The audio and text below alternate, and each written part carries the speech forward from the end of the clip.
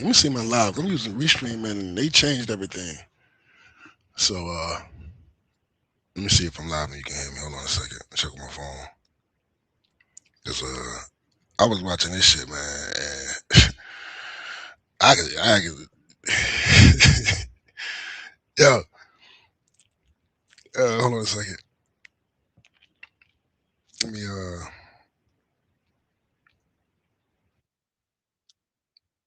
can you hear me?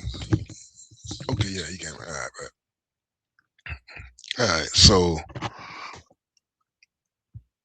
watching this joint, and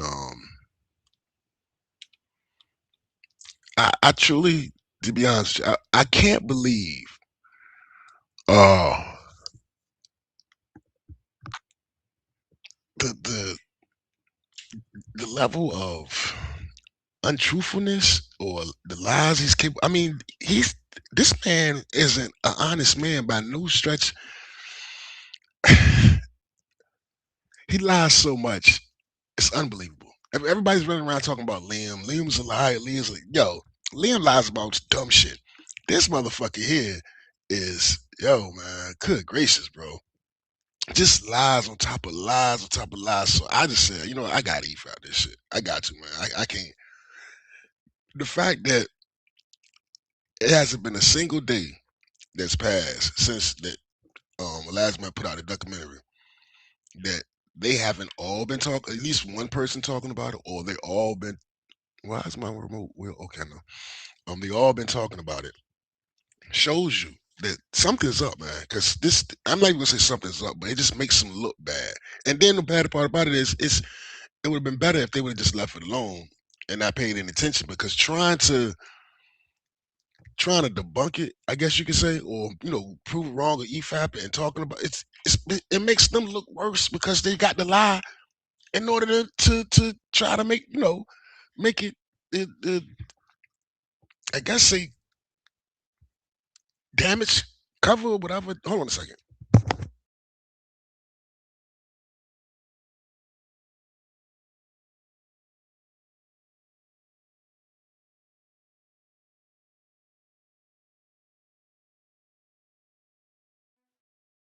Fucking what's up, dog? Yeah, yeah. No, hey, look, they got a lie for the damage control, man. It's so bad, yo. Listening to this, I was just I was just sitting there like, I watched the other two times he did, it, and I was just like in disbelief. But this one, I was just like, man, these dudes is just. I'm gonna hit play, y'all. I ain't playing no intros and music, man, because I don't want to get popped. Same thing. Indiegogo recently bounced Sven Staffel's campaign just for no real reason, just because they figured they told him, you are a high risk person. How? He fulfilled his other campaigns. How is he high risk? I don't understand.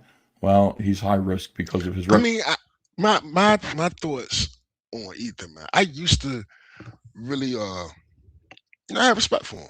You know what I'm saying? Respect for his accomplishments, and I thought he had a cool personality and whatever. Especially during the beginning. But man, I look at that dude now, like, man, he is a POS, bro. He is a piece of shit, man. Like, like, wow, bro, man.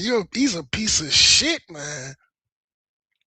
reputation as being on the quote unquote far right, which is something that I think he would embrace. So would I.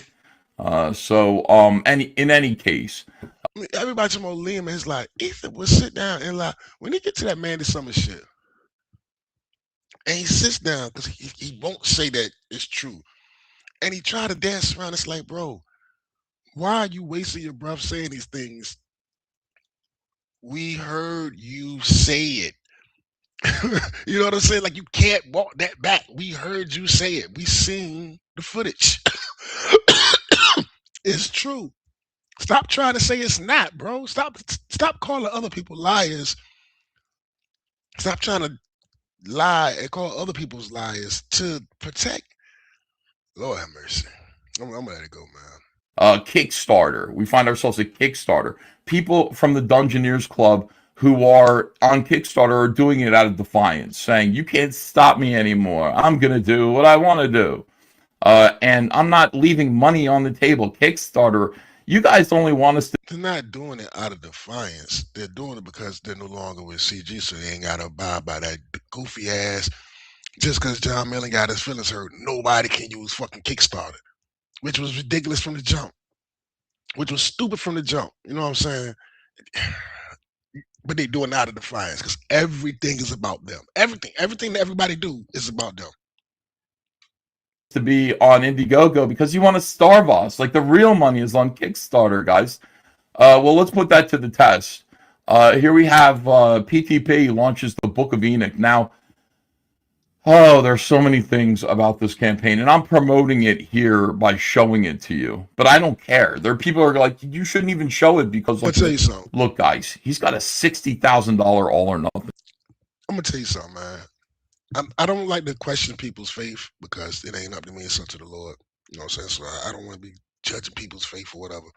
But I say that Ethan is one of the few quote unquote Christians that I know. You say he's a Christian that shits on people trying like when the dude left and when he left CG and said he went to go find the Lord. They sat around and mocked this man. You know what I'm saying? They mocked this man for seeking God. Like what? That's supposed to be Christians. Why would you mock him for seeking the Lord? That don't make any sense. Mike S. Miller do his book, you know what I'm saying, trying to spread the good news, you know what I'm saying, through art. They mock him for it. Like, how you gonna mock it? Ain't the only Christians I know, man, that just hate Christianity. Lord knows I ain't gonna say it like that. Goal. This is just like his action figure campaign. If you think that my showing this is going to help him in any measurable way, don't worry about it. It's going to be okay. I hope I do get him a couple more backers. He's got 28 people.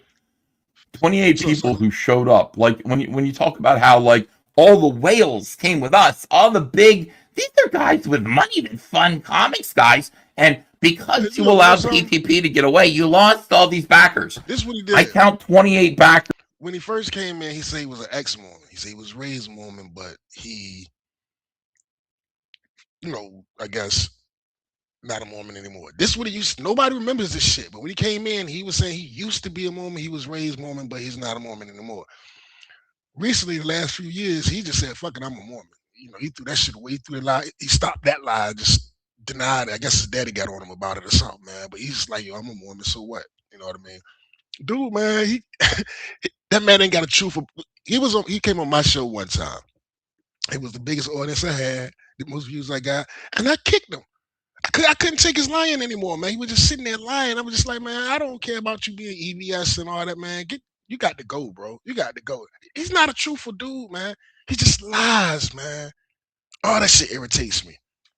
At $1,231. I think we'll survive, guys. I think we'll survive having lost, this incredible, this financial institution the PTP took away from us. I think they're in trouble. Book of Enoch, PTP, somebody who said right before he left that he thought. I think Comicsgate is in real trouble. For real. I mean, for the Fans Fest, you look at that ain't making no money. You know what I'm saying? Nobody's backing that. Mostly everybody I know that was CG back in the day, we were CG, they pretty much are not, besides a few. I ain't gonna say no names, I don't want to whatever, but pretty much everybody I know, like, man, I don't know nobody that's CG anymore like that. I mean, Ant is, but he's not, he's old school CG, saying the old principles, but this new shit, ain't nobody with that shit, man. Except a few whatevers, you know what I'm saying? And I ain't gonna try to insult nobody this morning. Besides, I ain't gonna try to insult EBS. I can't believe the lies this man telling, man. I can't believe it, yo. Comicsgate was way too Christian for him. Somebody who goes to sex clubs that look pretty satanic. I don't think good Christians should be hanging out in these sex clubs, that's for sure. Bizarre, spooky, weird shit. He decides that what he's going to do is try to, I guess, exploit the Christian sentiment within Comicsgate and the indie comics movement by doing the Book of Enoch, which is apocryphal. It's not in the Bible. There's mention of it, I believe, in the Bible, but it is apocryphal. And he somehow convinced poor Sergio Cariello. I mean, I wish, like, I've talked to Sergio a couple of times. He is famous for doing the Action Bible. How fat I am sitting in these tiny Well, he's seats. about to do it. New Testament, He's about to do it. afar, which is currently flopping. He's about to do it right there. He's gonna just shit on Mike and Mike's book about spreading the good news, man, for kids, giving kids a medium to. Why would you shit on that? How can you be a Christian, have Jesus in your heart, and shit on somebody trying to spread the word? You know what I'm saying, man? He's trying to make money off of it. I guess I'm not really too particular. I'm not gonna hate on it, or I'm not gonna. I don't have no real feelings about that. Shit costs money to produce, so I can't say that. But if you gonna make something, I don't know, man. On Eric This July's shit, man. site too. CG is. These guys all look at I think I know Eric July got to look at this shit, man, and just be like, look at them like the heathens. He got to look at these motherfuckers like the heathens. Action Bible and go, well, that's where the money is, guys. The money is in Shane Davis said they punk rock. I don't know. We're Comicsgate is punk rock. No, it ain't. And I ain't even. You know what I'm saying? I ain't no punk rock dude. I like rock and roll and shit, but I know punk rock saying that. This is punk ass. It ain't. It ain't punk rock. It's punk ass. blasphemous portrayals of the Holy Scriptures as comic books. They sell Uh, forever to retarded Christians. We can do it, sure. So that is what PTP tried to do, and he convinced Sergio Cariello to be a part of it. I guess, like, from looking I told you that day I seen him wearing that unk. That day I seen Ethan wearing that unk. Fuck me up. I was like, bro, that dude got on the unk, and he knows. He knows the word. You know what I'm saying? You are not supposed to be. That's a no, bro. That's golden calf. No. That's golden calf. That's false idols. You know what I'm saying? Why are you wearing the unk, bro? What are you doing? at this campaign, which needs $60,000, I guess that includes Sergio's page rate, which is going to be substantial to I finish get, I a get, book. Oh, you know, I get when you was a kid and you thought the symbol was cool, like you thought the swastika was cool. You didn't know what the swastika meant. Everybody drew swastikas when they was little. We didn't know what the shit mean. You know what I'm saying? You might thought it was a cool symbol back in the day, but once you found out what it mean and you kind of lined yourself with God, man, you ain't supposed to be wearing that shit, dog. That's a no. of this size with his artwork. I always say that, like, a page of artwork roughly $1,000. I don't think so anymore. I think Eric July has single-handedly dragged the earning potential of indie comic creators down to such a pathetic base level now that Eric July can raise $10,000 and somehow the art team is paid on a full. Like, how is that? Like, ten See thousand dollars? Like, what are you talking about? So God only knows what Sergio what Ethan fails to his hatred for Angela is so deep that he fails to see that he's concerning himself with another man business practices that's more successful than him. You know what I'm saying? You don't really have room to be judging this man when you have ruined crowdfunding for comic skaters. You know what I'm saying? You ruined the shit. You I tell you this story to this day, man. My last CG book, I bought a lot of CG books. My last one, I probably bought some more afterwards. But when Ethan started fulfilling Rec Planet, I got the eyes of March shit. My son was a freshman in high school. When he started fulfilling in March. He was graduating. He was graduating. I backed it when he was a freshman and started fulfilling when he was graduating, and I moved and it went to my old address. So they sent it back to the post office, and he was online. I was talking to him about it, and he told me he looked it up. He looked up the tracking number. He looked up my information, the tracking number, and said, "Oh, it's at the post office." That's how I know it was at the post office. He said it's at the post office. You go there, pick it up. I told him, "Nah, man, they can send it back to you. You can keep it, dog. I only want my money back. You can keep it." You know what I'm saying? Like this is ridiculous. That's ridiculous, bro. He's ruined that shit, man. is getting paid here, but this includes, of course, the printing costs as well, paying PTP, whatever else overhead. So I don't think Sergio's done much work on the book yet, and he better stop. Like, if I were him, if he's working on it now, I would tell him to put on the brakes. I don't think this thing is going to get funded. But this is why this book right here, and I think Vaughn Coleman has like his fourth book, which is also kind of stuttering. It's not doing as bad as this. It's not I'm a, stuttering as bad as PTP, but it isn't doing good, guys. It is I'm gonna skip through it because I really not ain't doing as well as the one necessarily prior catching. to You know this. what I'm saying? You can tell it's fan art because it's like it's a little kooky. You know what I mean? It's a little bit off. It goes as Not far. It professional, goes as far really. as to say. It's okay. Like it looks good. Like whoever drew this, like draws. Might have like I wish I would have. an art business somewhere, but it's I wish I would have caught the part where in the beginning of this he says that it's all kayfabe. Somebody says kayfabe. He's like, yes, it is kayfabe. You're on the internet. It's a show. It's all kayfabe, but it's not kayfabe. This is the game they play. Whenever they do some fucked up shit, it's just jokes. It was just jokes. It's the internet. That's everybody on the internet. It's just jokes. It's the internet, bro. This is bullshit, man. These dudes, because right now he's putting out there to his audience that Eric doesn't have any art. Like he's over there scrambling. This motherfucker's pumping out a book every week, and he's gonna say he don't even have a fucking art. He don't even have any art. He just lies, man. I don't understand. It's incredible to me. Like this, everybody's worried about Liam. This shit here is amazing. How this dude just fucking lies, man.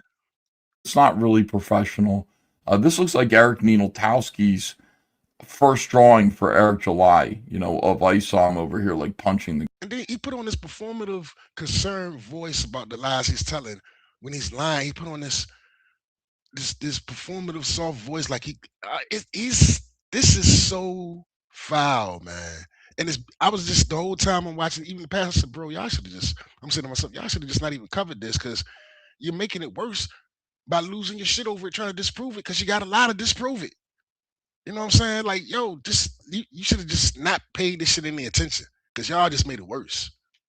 Ground. And then this is just some random Canaan White piece that was probably shown somewhere else, but here it is being used here. These are just two fan art drawings.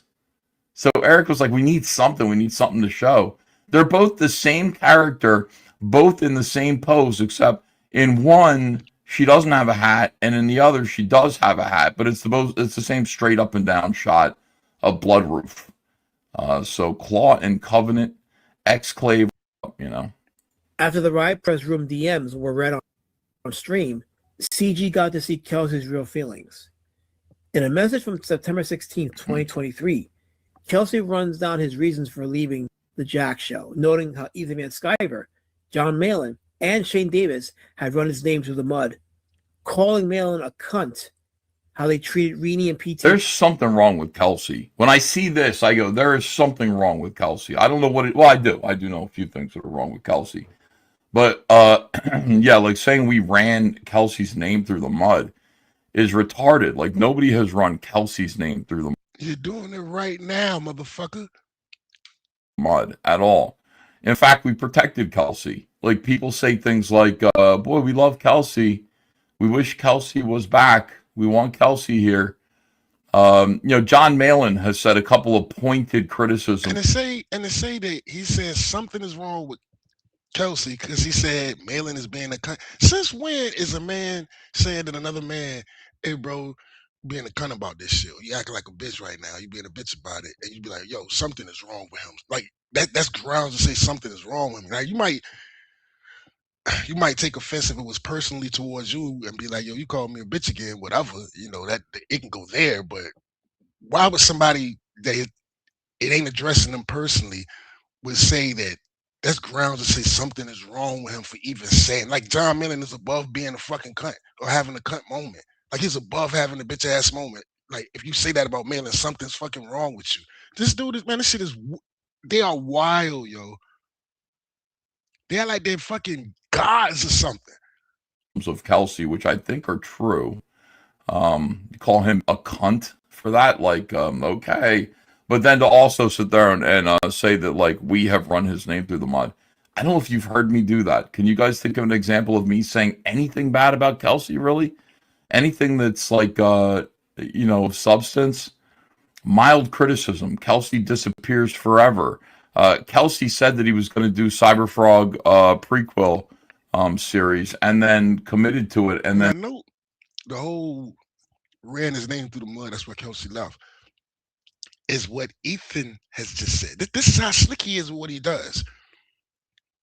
It's not saying that anyway. It's just saying I left the Jack show. Malin is being a cunt. You know what I'm saying? Whatever.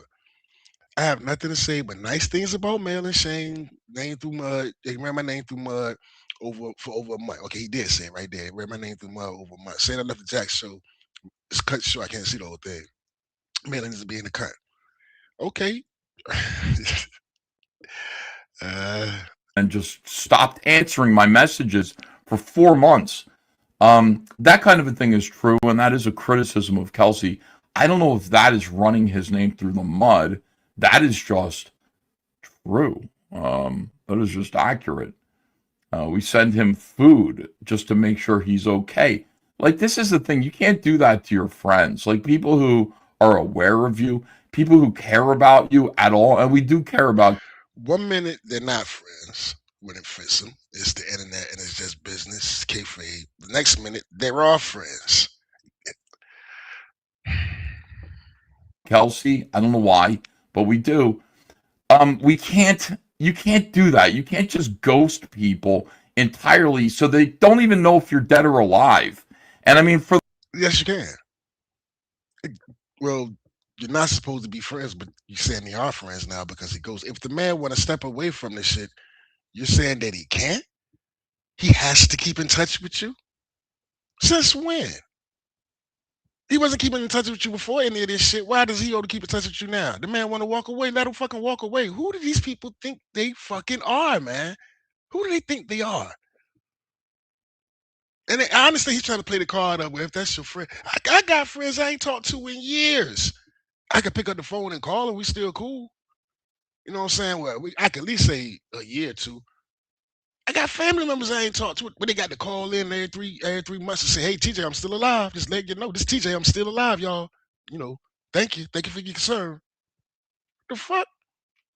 the longest time, we honestly and sincerely believe Kelsey might be dead.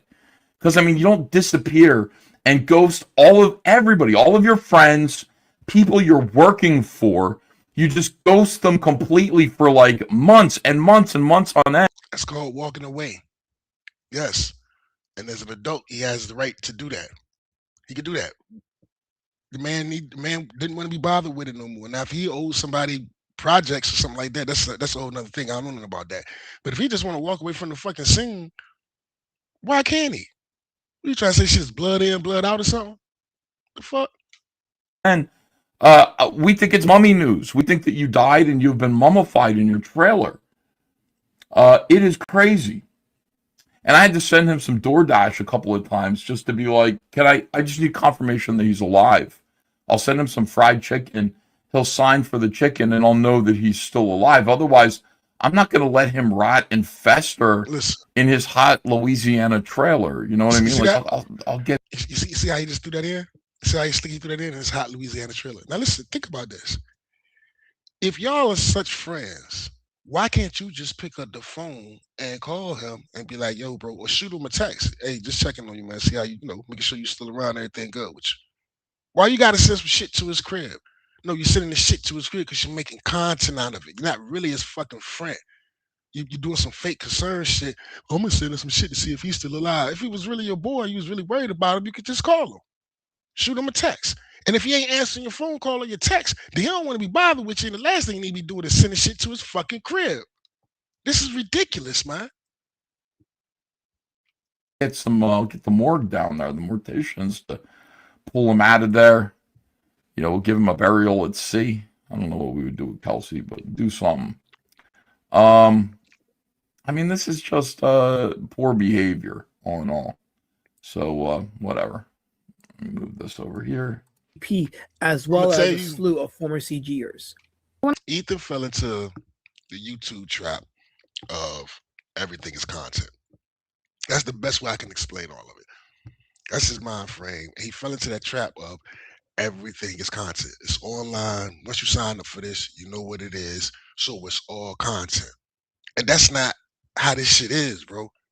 You know what I'm saying? Like for real. He knows that. Why didn't you go to Anna's funeral? I mean, her wedding. That was supposed to be your home girl. Shane, why you ain't go? You can't say you couldn't afford it. You got the money. You was streaming. It won't like you was busy out of town. You had something to do because you was streaming every day. Why you ain't go to your girl's wedding? Why you ain't catch a fucking plane, fly out there? You know how, that that had to make Anna feel like shit because she done spent years fucking with these motherfuckers and invited them to her wedding and ain't even had a decency to show up after making millions. You can't show up to the girl wedding? Fly out there? He couldn't be bothered with it, bro. But then he want to pretend to be like, yo, we friends. Get the fuck out of here, man. When I read those Dungeoneer files, and there was something right he on time. said in it where it was like, no, you guys are my people. Tell you And what, man, I just like, that kind of broke I don't want to. I'm gonna just say she looks really nice right there. I'm not gonna say she looks worse or anything or whatever, but she looks really nice right there.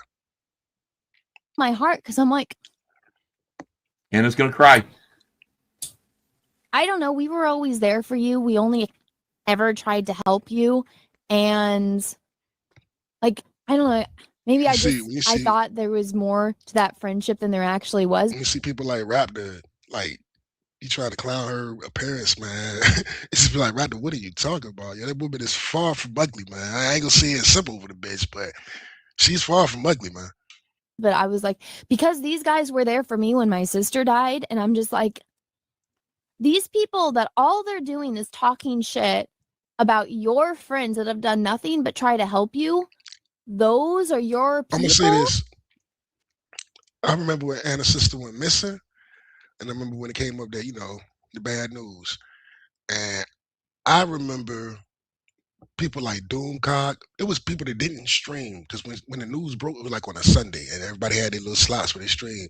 And people like Doomcock, they wouldn't even stream. They was like, yo, out of respect, I'm not going to just stream and act like when our companions ain't going through something right now. So out of respect, everybody shot her respect. So I know about the meme. I know who sent the meme, but I ain't here trying to drag people and shit. But it won't like she had to find friends. Everybody was supporting her when her sister passed, man. It was fucked up. People are decent for the most part, hopefully, I think. Wow. Oh, Anna is saying that like the Dungeoneers are Kelsey's people. Yeah, that is weird that Kelsey chose them. It just kind of goes to show like the personal slimy magnetism of PTP, which is something that I had no idea existed at all. PTP to me was like the most boring kind of lump, but he does do this thing. I guess they did try it on me a little bit. Like Whitney reached out to me and goes, "Don't you understand? He's had a heart operation." Like I'd be mad at something PTP said, and I'd be ready to talk about it online. And Whitney would say like, Ethan, like please, don't hurt my husband. Like he just had heart surgery, and like he's not doing well, and we need him to calm down. And I'd be like, oh my God, like he's had open heart surgery. Oh my God, yeah, okay. So he's probably just saying these things for health reasons. Like he's probably a little nutty in the head, not feeling well. Okay, yeah, let me, hey. And as soon as you the thing about PTP is as soon as like he gets you to sort of put you're like this around him, and you put your fist down because he's like crying. And the minute you do that, he stops crying and fucking hits you in the face every single time. And I'd be like, Whitney, finally it got down to this. Like Whitney would still send me those manipulative messages. And I said, Whitney, fuck you and him. I swear to God, it's on. It is on. Anybody that's been around, that was around for this whole shit, the whole Dungeoneer thing is basically, Ethan has said it so many times, I don't know why it's not a secret. He openly says it. He felt like they was trying to go for power. Why would you feel like they be trying to go for power? Because they wanted people to go out and chill, hang out, and have fun. You won't, y'all didn't want to do nothing. You watching the Friday Night Tight dudes meet up every Friday, every 3 months, quarterly. Y'all ain't doing shit. Been talking about doing the same CG Fest for 7 years.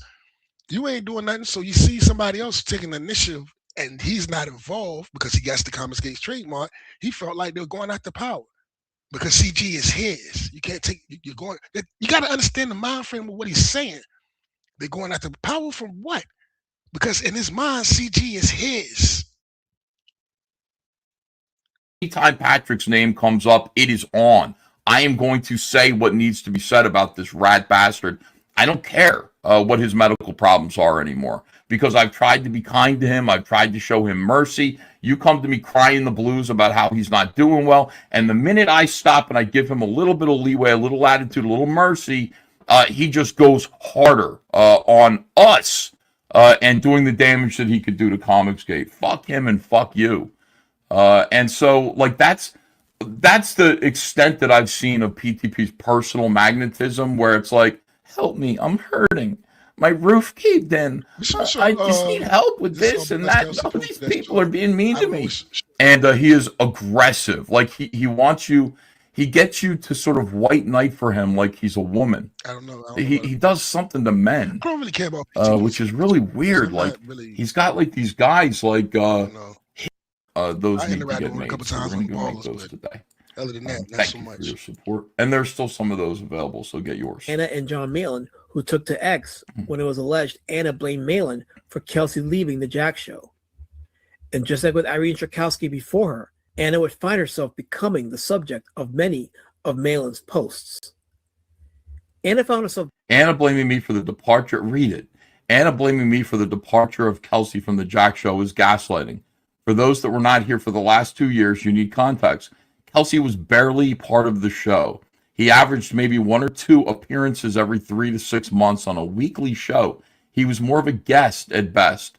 Alex Stein seemed more of a regular than Kelsey Shannon for a time. Before Tampa, Kelsey had already expressed his displeasure with the Jack show when he failed to raise a significant sum of money for his sketchbook scribbles. Yeah, I wonder how much that had to do with anything. And what did that do? Let me take a look at that. I wonder how much that had to do with anything. Kelsey never really seemed to be somebody who was like, like in it for the money. And he always seemed to be like, I don't know, like living on. Well, I mean, he always got. I didn't watch the Jack show. I might have seen it only when something controversial happened and people were talking about it. I go and watch that episode, but I wasn't a fan of the Jack show because I wasn't really a fan of Cecil and Malin. I just really not none of them. You know what I'm saying? I didn't know Kelsey. Like, I knew Kelsey from going on war campaign shows. You know what I'm saying? And he used to be on war campaign all the time. But I didn't really. I was really a fan of the Jack show. I had nothing against it. Just with my speed. It seemed like Anna would know what the fuck's going on. It's like Anna and Cecil, the two that's left, would know what. Think about the position that they're in. Everybody's left, including Cecil and Anna. It was the other day where Ethan was talking about a sticker on his mic. He had Cecil stick on his mic. He was like, "Man, I want to take this. I can't take the stick off." This man used to go. This man had been to his crib a few times. Talked about how they chilled in the hotel room. Who would have thought Anna and Cecil would have left? This is how fucked up he is, and he just can't see it because he's just going to keep going and keep doubling down and doubling down. And now it's just the three of them. Him, Mandy. Look, it's a part where he goes up here, he goes in. That's what I want to get to. That's the part that really get me. So I can skip all this shit. This is the part right here. Phil, because Phil my boy. I fuck with Phil.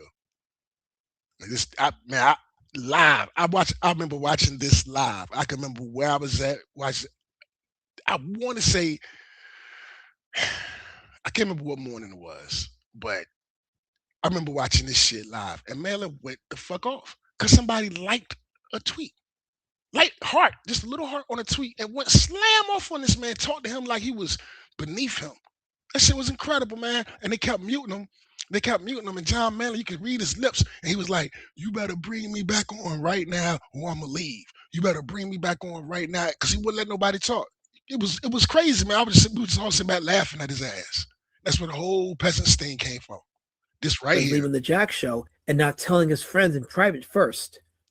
But then Anna didn't pay attention, or rather, ignored right there, look. Malin's pattern of behavior, as evidenced in the early days of CG when Malin went public with his grievances with Rob Casey, rather than squash it behind the scenes. Because he liked the tweet.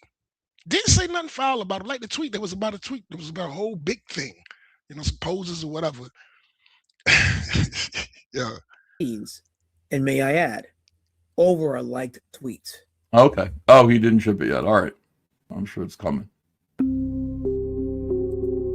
Yeah, it's not over a liked tweet. You guys, I mean, it's like John Malin got angry over a liked tweet. Well, that doesn't sound like very much. That's exactly what it was. That's exactly what it was. Watch this shit. No, it's just a continued pattern of like betrayal. And what it suggests to me is that, there are people who are taking and then talking shit in the back. I mean, that in the background, like that's what that said to John Malin. It's kind of shocking, like when you do a favor for somebody and then you see them align themselves nearly the very next day with people who are saying bad things about you. And Liking a tweet is aligning yourself. Clicking like on a tweet. They think they are. I don't know who they think they are, man. It's the egos is insane, man. it like you can spell that out however you want. You can make it seem like it's not a big deal, but it does hurt your feelings a little. It does, or it does make you go, "What the hell is wrong with this person? Like, why would they say this when I?" He said talking about hurt feelings. Why they would say this when they was on stream calling Anna a fucking whore. She's one step away from whatever. They are so.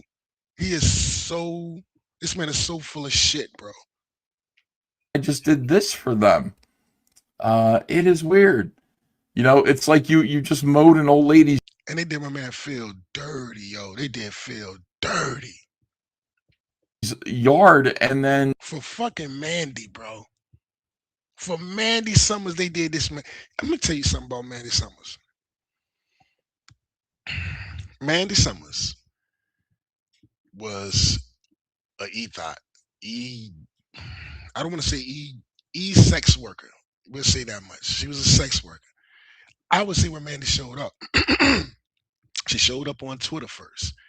Man, I knew what I was looking at day one. She showed up on some, hey, because at the time all the sex workers was finding nerdy communities like gamers and shit like that. They could jump in and finesse it. They could jump in the community with their sex deprived incels, bounce their titties, talk that sweet shit, and finesse it. This is what it was. She's never read a comic book before. She wasn't interested in comic books. She came from nowhere. She was a fucking sex worker that jumped on Twitter, found a community, and jumped in, bro. This is exactly what happened. the next day she's calling you a shithead. It's like, wait a second, didn't my mowing your lawn at least buy me you not calling me a shithead? Like, no? Okay. So that's what annoyed John. It's like, this thing, a Lasmat here and people who align with the Lasmat's point of view, they want these assholes to get off scot. A liked tweet. And if you would have saw the way John was barking on this man, yo, he was barking on this man. It won't like he had a conversation like, hey man, how you gonna like that, man? I just looked out for you, whatever. John was barking on this man for liking a tweet. Who did he? I would have told him suck my motherfucking dick. Scot-free for whatever behavior they are involved in. You can act like a complete gracious, ungracious piece of shit, and then it's just, well, what's the big deal? What are you worried about? Why does this guy? It's not that big of a deal. It is kind of a big deal. It is antisocial. Okay, what antisocial. Bro. Yeah. What the wizard? John mowed his lawn? No, he didn't mow his lawn. Check this out. Camel Moon and Kelsey Shannon did not visit the castle the night of July 28th, 2020. I'm gonna tell you how wild it was. She did a children's book. You know what I'm saying? What the wizard? It was for kids. But one of the stretch goals was she'd take a card and kiss it with lipstick on. If you couldn't see right through it from the jump, come on, bro. Who didn't see through this shit from the jump? And then it just gets worse. And they throw this man who is all about that shit, throw him under the bus for her. Why? Because she got simps. She bring in the views. Money. 23. It didn't stop from having the Dungeoneer label being placed upon him. By the way, Phil Diaz is not a Dungeoneer. That is stolen valor. Malin keeps saying he's a Dungeoneer and he's not. Vaughn Coleman here. Look, Stolen valor. look. They tried to make it seem like the Dungeoneer was just a joke. That shit went on for I don't know how long. It was to the point where they were taking a picture and going through names and deleting people. They was actively deleting, canceling people from Comicsgate, erasing them out the picture, and it was wild, bro. It was wild. Then they sit here and right. Oh, it was just a joke because they went to the sex dungeon. Why can't we just go to a sex dungeon? We gonna joke? No, you use that shit to actively ruin people and push them out of Comicsgate because you thought they was going for power because you wasn't involved. Well, he's not saying he's a Dungeoneer. We're saying he's a Dungeoneer. We're saying he's like you guys. So when we say that Phil is a Dungeoneer, apparently you don't have to have gone to the sex dungeon in order to be a Dungeoneer. It means something else, doesn't it? You see that? So now they called him a Dungeoneer, but the fact that he never went to the dungeon got called out. Now is we don't have to actually go there to be a Dungeoneer. You could just he's doing. I'm telling you, man. Yo, a piece of shit, yo. It means alignment with a certain group of people. Stolen valor, like they're in the military. It's sarcastic and stuff like that. But stolen valor is when you say it. If somebody said Ethan Van Sciver is a decorated Marine Corps veteran, that doesn't make me somebody who is stealing valor. It means somebody. That was a technical joke. That was technically a joke. You know how y'all joke and be for real about this shit? He was comparing it to stolen valor as a joke. You got the fucking joke. He is not telling the truth about me or is deluded about me. If I said it, then that would be stolen valor. Retarded kid. Yeah, Cecil is though. Diaz was one of the few comic skaters who fulfilled his books on time. He was one half of Zade Comics along with his brother Brandon, but he was also embroiled in a lot of controversy behind the scenes. Speculation abounds as to why Diaz was targeted by the CG elite. If you watch this targeted. Yeah. I mean, this is just, you guys, you have to take responsibility. I watched it live when DMV investigation, Vicky and Dean released that phone call. It was Vicky and Dean that did it. Ethan was streaming live talking about what's the pronoun guy's name? Ass. He was watching both of them, and I know he's watching both of them because I was watching both of them. And he probably saw the thumbnail where it was talking about him, so he was watching both of them. At the exact moment that they started that phone call and they played that phone call and he heard that it was the fucking phone call and he realized what it was, he took off his headphones and slung the motherfuckers out of straight anger. Now he'll go back and lie and tell everybody that it was about ass. He was listening to ass. He was talking about the ass and the pronoun shit. Ass said something that just he couldn't believe. But it was because there's no way. I was watching both streams. At the exact time they hit play on that motherfucking phone call, Ethan took his motherfucking headphones off and threw the motherfuckers straight up. You know I'm telling you. For your own actions. We don't target you. None of us want to be fighting with any of these people. Speculation abounds as to why he was targeted.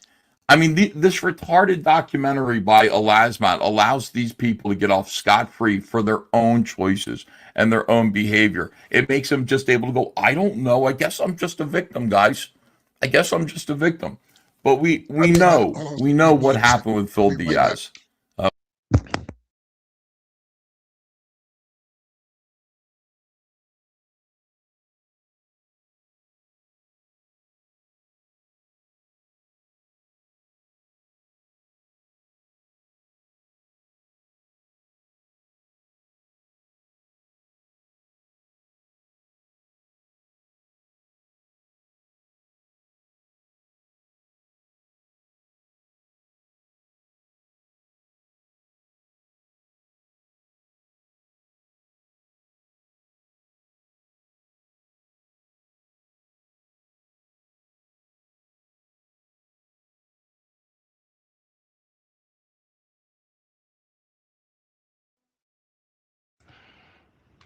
We know what happened. Like this Smiley guy here who was everybody's pal and stuff like that. he took an intense interest in Mandy along with PTP, and thought Mandy was sexual. Listen, it was, if you was around back then, it was War Campaign, because Mandy used to be in War Campaign. I guess she was like officially a member of War Campaign, but she was hanging around War Campaign a lot. She used to be in the chat and all of that, in the back rooms and the Discord and all that shit. It was out there that Mandy was doing, that shit with Kyle Ritter, and this is what she did, and this is how she got her seat at the table. Blah, blah, blah. It was out there, but everybody kept denying. Ethan kept denying, and you asked her, Ethan, man, is it true to say, hey man, they saying some wild shit about Mandy, man? No, that's not true. I don't know why they keep saying it. It's not true. I don't know anything about that. And then there's the phone call, because they call, because they're concerned about the shit with Dale Keown, the pit book, how she fucked him on the pit book. Ethan says it out his fucking mouth. He wasn't coerced. He was trying to make it seem like he was pushed in the corner, and he was asking, "Yo, this dude, man, it's Actually blackmailing people and started spreading that around. Mandy involved in. They got receipts showing her doing it. She went to fucking who mom? Was it Dale Keown mom's? Who mom did she go to? She went to the man's mom on Facebook. There's receipts. Hold on. Yeah. To this day, man, the cover for Mandy is amazing, bro. And I'm not even hating on her. Like, I got this hate boner for Mandy, but it's just like more power to her if she's doing it. But the way they cover for her is like, do she got something on them? Because she supposed to, y'all throwing everybody out. You threw out Rainey. Y'all chastising Rainey. She is the antithesis of what we are completely supposed to be against. Completely, in general, as a whole. And yo, man. Sexual blackmail, which to me meant dick pics. It meant Mandy had compromising material between the two of them. Like, it was the strangest thing. I was like, why would you think Mandy has sexual? Because she did it. She did it. She openly did it and said it. What are you talking about? You know this because you said it. I don't understand how he can do this. This blows my. Every time he does, I say, this man, he must have he does a Jedi mind trick to his audience, because when the phone call got released and his response, when he did the response, where it was a very long response of, well, right here, I'm lying. Everything you just heard me say, I'm lying. I said, did this man just call his fucking son? Did he just try to disprove Phil by calling himself a liar? did he say Phil? Is he trying to is he saying Phil and Patrick is wrong because he's lying? What? Yeah. Blackmail material. And why would you be concerned? Like, you'd be concerned because Mandy is sexually blackmailing you, like she is. So, were you involved in some kind of tete-a-tete with Mandy Summers? That's interesting. You want to expound upon that a little bit more? And why is that exclusively Mandy's problem? Like, why are you? But I mean, I remember like Ro Kabir Kumar, like in the early days of Comicsgate, telling me that like there was. Phil came to you about Mandy Summers because he was in, he had the pit shit going on with Dale, and Dale lied, Mandy lied, and said that Phil had something to do with the shit being released, her background and all that. And it was clearly Dean. Everybody knows it was Dean, but she said it was Phil. First, she said it was War Campaign. She told Dale that it was Phil. She told the Internet War Campaign, told Dale Phil when it was Dean, and you can see clear day was Dean because Dean was the one that did it on the DMV investigations. All of this shit, it wasn't even nothing you could lie about. She lies to Phil. This is why Phil is concerned about Mandy, because she used that to fucking get Pitt from him. And he's going to go on. I want you to hear. This is what made me get up and say, I got to EFAP this because I can't believe he's doing this. He goes on and talks about how Phil is unworthy to work with the likes of Dale Keown because Dale Keown is a legend, which agreed Dale Keown is a legend. I feel is unworthy to work with him. And this is, I mean, just like, but like, it's just, how would you even think that you should be in a room with Dale Keown? This is how he was going to talk about it. And the whole time he's talking, I'm sitting there thinking, Mandy, do Mandy? If he's not worthy, Mandy? It's, like, yo, man.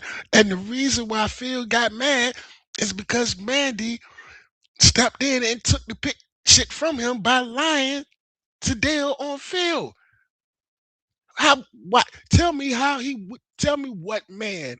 If you're a small creator, amateur, say you will, you got the chance to work with Dale fucking Keown. You know what I'm saying? You done paid your, as far as CG go, you done completed your, you did your thing. You can work with Dale fucking Keown and this fucking bitch lie on you and take it from you. And you watch it all in real time, also knowing all this other shit she did with Kyle Ritter. What was he supposed to do? This is the cover for her is insane to me, bro. And I'm not even mad. I'm not even my anger ain't towards her. Shit, hustle your hustle. It is what it is. I'm talking about these dudes that's supposed to be these manly men. That's a room or something like that where some comic skaters were involved in some weird sexting, something or other. I bet you do. And it involved a few people, a list of like 3 different females. Not Anna. Anna wasn't one of them. But I remember Ro called them dirt pussy. And he said, these guys are addicted to dirt pussy, Ethan. I'm like, what is going on? What are you doing? Never really understood what was happening. But what was happening was there was some dude pretending to be a woman who was sexting these guys or something like that in some back room. And Phil got catfished by this person, fell in love with them.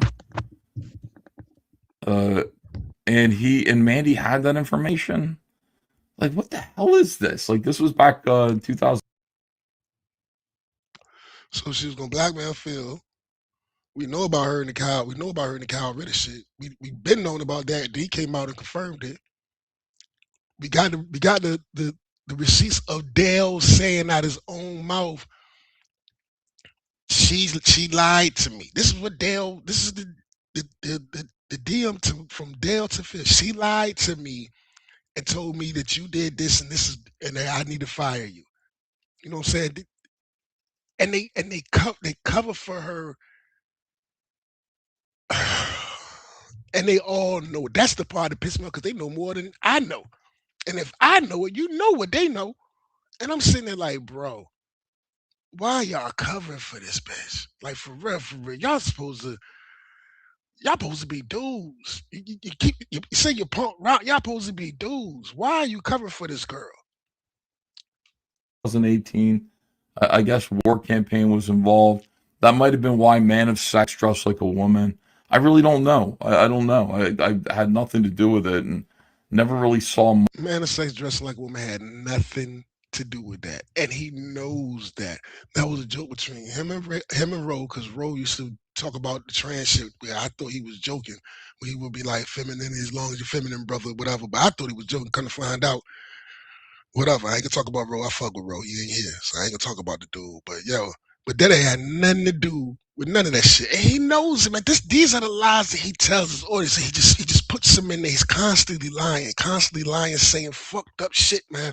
That's the shit that blows my mind. Like, yo, this dude, they want to sit down and count Liam lies, sit down and count Ethan lies, man. This dude is lying his ass off, yo. Much evidence of it, just heard strange things anyway, this guy was involved. Documentary, The Story of the Phil Pitt Omnibus, then you already know Diaz was hired by Dale Keown to officially write a new Pitt story and assist with the omnibus, Can you imagine compiling that, Pitt's man? entire original run from Image Comics. Ethan, at the time, I liked him. He said, Now hold on a second. Ethan rewrites history so much he can't even keep it straight, says the Great Goldworm. I didn't write any of this. I'm recounting like bits of things that I heard that I don't know about. I'm not rewriting shit. This is all stuff that people said to me, and I don't know. Like when This motherfucker, how does he does this with a straight face? Do you understand the level? He knows all of it, and the proof is that he sits there and he says it out of his mouth. He denied it for so long. Every time somebody asked him, he denied it, and the phone call put him on blast because he knew the shit all along. And then he flipped the whole narrative when he got caught with the phone call, only to say that the problem was they recorded him in the first place, only to come out later on and drop DMs, personal DMs, leak phone calls, and then say that he been recording people. This motherfucker is amazing with it, yo. Mandy came out with the Phil Diaz thing, it was surprising to me. It was shocking. Yeah, there we go. We have some angry dorks in the chat, some Dungeoneers. Hey, listen, correct me where I'm wrong. I don't know. I wasn't part of it. See that? Somebody called him, hey man, you write history so much you can't even keep your shit straight. Dungeoneer. He just look, we got some Dungeoneers in the chat. You see what they do? This is what they do, man. And he does it to his audience. Things that I heard secondhand from War Campaign at the time. And I would just kind of not really ask for further details because they seem pretty scummy to me. Okay, here we go. This is about me. Elasmat missed the opportunity to play that phone call again. He should have played the phone call just so he would have to sit through and listen to it again. That's Elasmat. That's one tip that I got is you missed the opportunity. You should have played the phone call again, just so he can. You probably didn't know they was going to do this, but you should have known they was going to do this, and you should have played that fucking phone call so you had to sit through it again, and his audience had to fucking hear it. I said something. It was like, well, one of the things is Phil had asked to write the book, and Dale can't say that phone call sealed the deal. It was okay. It's like the Han Solo moment and the Force Awakens. Like it's all true, all of it, all of it's true, and it's coming out the motherfucker horse's mouth.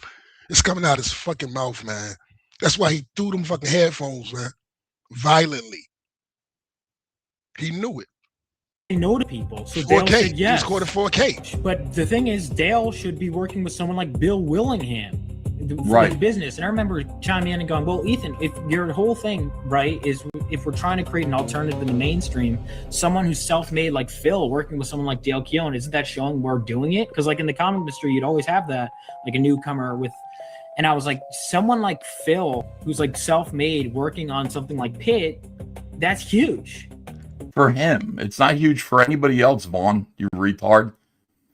Vaughn, we got Dale Keown. We don't need... See, back in the early days of Image was, I think, hindered to a great degree by the fact that a lot of these big artists just brought nobody. I want you to take everything that he's going to say about Phil and replace Phil with Mandy. Because instead of Phil, you got Mandy. So all his things, everything he's going to say about Phil, Mandy? What he's in to write their books. And the end results are the books are unreadable to this day. They just brought nobodies in, their friends. Rob Liefeld would bring in like Tony Libido or something like that, just a college pal. It didn't really matter, you know what I mean? Like just somebody to put words on the page.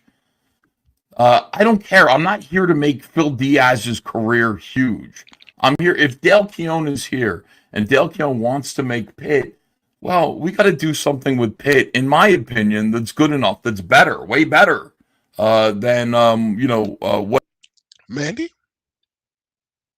Mandy got his artwork, her shitty ass books, artwork that she got for free from Dale Keown, covers, inner pages. Mandy? How can he say any of this with a straight face and then knowing how Mandy fucking got it? Knowing how she got it. They all know. How does he say this with a straight fucking face is amazing to me, man. What he did before with the mainstream. No, I understand that. No, if we want to make some, let me hear that again. Retarded warblings there. That actually kind of annoyed me. Let me see what he's saying here. But Ethan, don't you understand? See, what he's going to do, Here we go. So what he's going to do is he's going to say, that this is beyond, he finds it annoying because the idea of Dale working with Phil, Dale, which is a legend, rightfully so, and the idea of working with Phil, he's trying to say is preposterous to him. And that's what happened with Image and this, and that. So no, that's preposterous. But man, on his own campaign, Mandy's running his fucking campaign, bro. How can you say this about Phil when the alternative is Mandy, and even Mandy, how she got it from Phil? How can you say this? How can you say this as a man, and you know what this woman did, and you know what she's doing, and you sit there and protect her, man? It's crazy, and shit on him, who is the good guy in all of this shit. why Diaz was targeted by the CG elite. If you watch my documentary, The Story of the Film, But I mean, what Von Coleman said there was 100% accurate. That is what I believe. then you already know Diaz was hired by Dale Keown to officially write a new Pitt story and assist with the omnibus, compiling Pitt's entire original run from Image Comics. Ethan, at the time, I liked him. He said, he was like, well, one of the things is... Now you got an omnibus that ain't being released. There's fucking scans of shit that you can go and buy on eBay right fucking now. Yo, it's unbelievable, man. It's unbelievable. This shit is unbelievable to me, man. Phil had asked to write the book, and Dale can't say no to people. So How right am I? Okay, so let's take this apart piece by piece. Dale Keown is too nice. He can't say no. But I mean, beyond that, like, even before we get to the point where it's like Phil Diaz is going to write the new Pitt book, there is no new Pitt book. That's something that Phil Diaz wants, and it's nothing that Dale Keown wants. Dale Keown realizes that people want him to do that.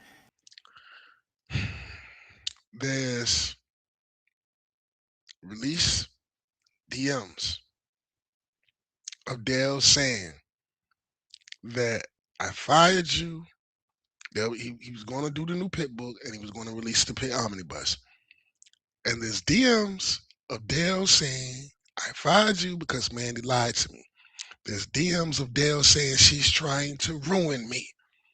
These are DMs. There's receipts of Mandy going on Facebook and messaging his fucking mother, calling him a sex pest or something like that. He's harassing her or some shit. She went to Dale. You keep saying he's a legend and this, and he is, and Phil is beneath him. This bitch went to his mother and accused him of being basically I don't want to put it in words because whatever, but as a woman, a creep, went to his mother and was accusing him of being a fucking creep to Dale Keown's mother, and you're covering for her. I can't wrap my head around it. That's why I keep pausing, because I can't wrap my head around it. Like, dude, she got something on y'all? She gotta have something on y'all, because this don't make any fucking sense. And he'd like it to happen. But is Dale Keown going to sit down and do a new Pitt book? No. You see that now? He's not going to. Phil Diaz is a younger guy who's trying to get a guy who's kind of like winding down a little bit. He's just having fun. He's doing his own thing, to be ambitious and to create a whole new body. Everything that he says about Phil, just throw in Mandy, and it's 80 million times worse. So how can you talk about Phil, who went out his way to fulfill cash grab because Cecil, whatever. I ain't even gonna get on that. That's whatever. I don't know his reasons. But and you're protecting. Why are you protecting Mandy, bro? That's what I want to know. For real, for real. And yes, I see. Yeah, that whole Dale is too nice shit. Yeah, I feel you, dog. It's bizarre. If you look at it as a whole, it's bizarre. Like, she got something on y'all? Because it makes no. She went to this man's mother. It Listen. If that won't the reason right there, where if Ethan, and I believe he does respect Dale as a legend. He looks up to Dale. I believe Ethan looks up to Dale to a certain extent. Like, he admires his skills, his craft. If you feel that way, her going to his mom's should have been your motherfucking. You throwing people out for like tweets.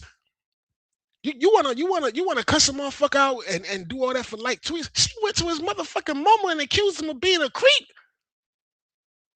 Why are you covering for this bitch, man? I don't get it, bro. I don't get it.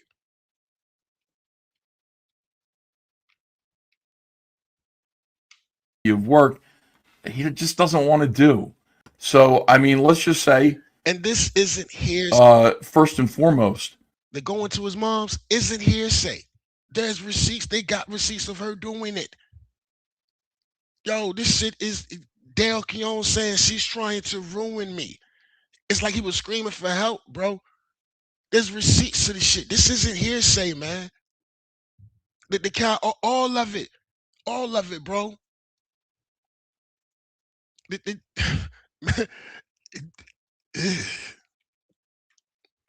the idea that there was going to be a new Pit book is a fantasy. It's just a fantasy. If anything, there would be a. There's receipts of it. It wasn't a fantasy. There's receipts of it. Oh my god, man. Salamandroid by Dale Keown. That is more likely to happen because it's a page rate. It's just, Dale, you want to make some money? You want to draw a little Salamandroid? You want to draw a little Cyberfrog? Yeah, sure, I do. Okay, do a couple of pages. I'll pay you a large amount of money. This is what he's saying. He's saying, I want you to understand what he's saying right now. This is a justification that the pit book would never happen. He's saying Dale would rather work and draw some work for him. Dale would rather work for him and get paid a page rate than drop an original pit book that would have blew the fuck up. Comicsgate got a pit book. You gotta understand. Comicsgate is dry. It would have been massive, huge. I would have copped it. I would have copped the variant covers. Comicsgate is dropping a pit book, and he's downplaying and saying that Dale would have worked. He would have. What's more likely is Dale working for me. That's what the fuck he's saying. Listen to him. To do those couple pages. That's more likely to happen than Phil Diaz writing a script and then Dale being chained down to work on 22 pages of something Phil wrote. I mean, if you really think about it for a minute, you'll see that this was just never going to happen. It's not my fault. Don't be upset with me over this, but this is just reality. The minute they would have fired up that crowdfund, whatever you would have paid him for them 4 or 5 pages you said you would have asked him to draw for Salamandroid, would have eclipsed that 100-fold. That book, a brand new pit book, if it would have been crowdfunded when it was supposed to be crowdfunded, easily $1 million. Easily $1 million. You ain't telling me now. I've been around CG. If that book would have got crowdfunded when it's supposed to got crowdfunded, and this shit would have went the way it's supposed to go, easily $1 million campaign, and he know it. And you saying Dale would have rather work for you and make 20 grand, whatever much you would have paid him. Who knows? You would have paid him handsomely. So it ain't like Dale ain't got no money because they're gonna crowdfund this shit. But he'd rather work for you. So basically, what you're saying is Dale's like a crackhead that he want instant money. You know what I'm saying? He's a crackhead. Is that what you're calling him? That's what it sounds like you're calling him. Your legendary friend. It's like you calling him a fucking crackhead. Reality.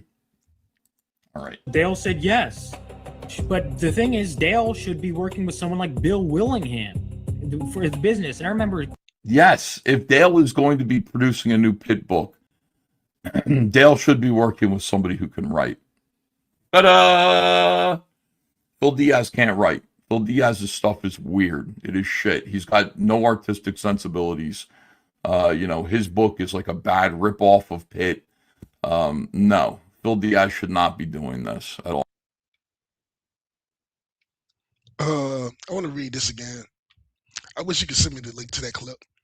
I literally have a clip of Ethan loving the idea of Phil working with that. They say whatever they need to say at the moment, bro. It's a part of this joint. It's a part of this joint where John Miller's rocking the Isom hat.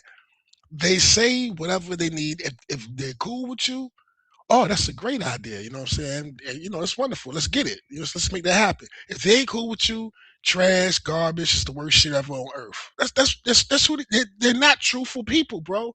You can't believe nothing they say. Nothing. You can't even believe they're your fucking friend. He threw Dan Fragger under the bus, and he been cool with Dan Fragger for 30 motherfucking years. And he threw Dan Fragger under the bus because Dan Fragger only said, "Can we stop fucking infighting?" But he was saying it about the Dungeoneers, so Ethan took that as, "Fuck you, you signed with the enemy." He known this motherfucker for 30 fucking years. Yo, man, this dude, bro. He just shouldn't. He's just a guy who kind of mush-mouthed his way. Dale is drunk, on a live stream perhaps, and says, yeah, sure, Phil. I don't know how it happened, but like Dale just doesn't like to say no to people. He doesn't because it's a good thing Dale don't pay attention to this shit, or maybe these people are shelling him away from it. Because if I was Dale and I heard somebody talking about me like this, like I'm just not capable of making my own decisions, and if I do make a decision, I don't know what I'm doing because I'm drunk. It's like he's describing a fucking crackhead, like he's a baby that can't, like he's a man child that can't take care of it. This is how he's describing his legendary friend. Listen to what he's fucking saying. If I was there, I'd be hot. If I was there, I'd be hot that he's talking about me like I'm a grown ass motherfucker, man. How you gonna tell me I don't know what I'm doing and I'm just too nice and nigga? Who the fuck do you think you are? Yo, this shit is crazy, man. I think Dale wants to be chill, and so there are a lot of people who try to muscle Dale into doing things, and Dale doesn't want to fight with you, and he doesn't want you to dislike him. So he just goes, yeah. Mandy Summers, Dale, she's trying to ruin me. I fired you because she lied. She went and contacted my mother. And he can talk about people trying to strong arm him. She contacted his mother and called him a creep. How does he say this shit with Mandy being there? The alternative for Phil is Mandy. He praises Mandy and shits on Phil. This doesn't make any fucking sense, bro. She has to have something on these dudes, man. She has to have something on these dudes. She has to, man. Because it doesn't make any sense, bro. That'd be cool. You understand? Like that's who Dale is. It's not my fault. It's nothing I'm doing. Absolutely, bro. But in broad daylight, still, and they all know if it. there were going to And be they a all new know Pitt it. book, it takes absolute That's why I say fucking balls to think it's going to be Phil Diaz who's going to. that's why I say I'm not saying she does. That's what I'm saying. It seems like it seems like she must have something on somebody. Something. Because it makes no fucking sense. Everything that he's saying about Phil is 8 million times worse for Mandy, bro. Everything is accusing Phil of. And they do it, and they all know, which makes me say, like, okay, so what is it? Why? If I know, that means you know. And if you know, why are you protecting her? Because this doesn't make any sense. And why are you shitting on Phil? So what is this about? Because the decency, the honesty, the Christian in you supposed to be like, well, hold on, I'm not gonna shit on the good guy and protect the the chick that you always since day one. Why are you protecting her? I don't get it. Write it. Dale is so far above you. I understand. See, this is the thing. Like we're all walking on the same plane of ground as indie creators, but make no mistake, you come up to Dale's ankle when you're on your tippy And toes. so what about Mandy? He is a legend. He is respected as an artist by everybody in the comic book industry. His art is legendary. So if you were going to do a new Pit book, I would say, yeah, Phil, don't ruin it. You know what I mean? I'd say, Phil, how about if you not ruin it for everybody? How about if we get a good story too? Okay? I know that's hard to hear. Chime in and going, well, Ethan, if your whole thing, right, is if we're trying to create an alternative in the mainstream, We're not. We're not trying to create an alternative to the mainstream. And what does that have to do with allowing incompetent people to work with legends? You know what I mean? Like, what is that? Like, I don't understand. If we're trying to, What does that have to do with letting incompetent? What does that have to do with letting, which assumes that he's letting? You know what I'm saying? That they're letting. This is what he's saying. What does that have to do with letting incompetent people? You got to listen to what he says. Incompetent people work with legends. Letting. That's the key word. Okay, if Phil is incompetent, what the fuck is Mandy? She came in here on a come up because she knew it was a bunch of incels over here selling sex. So if Phil is incompetent, what the fuck is Mandy? Phil competent. He fucking fulfill his books. Mandy, not so much. I this is why I had to do the street. Listening to it blows my mind, makes me like something isn't right about this. if we're trying to create an alternative to the mainstream, that means we should let And if it ever come out with something, you know, whatever, and she got something on these motherfuckers, I want y'all to remember that I told you so. Because I'm telling you, man, I feel like there's something isn't right here, bro. It isn't just Mandy and her Simps. Or maybe it is just Mandy and her Simps. But it can't be just Mandy and her Simps. It got to be more, man, because this doesn't make sense. It doesn't make sense. You put it on paper, it don't make sense, man. complete incompetent retards work with legends. No, I don't see how that follows at all.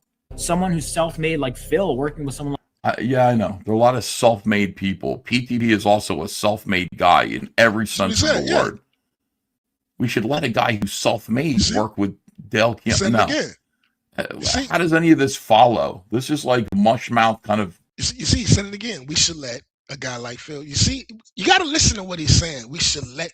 Who are you to let anybody work with Dale? Dale is his own fucking man.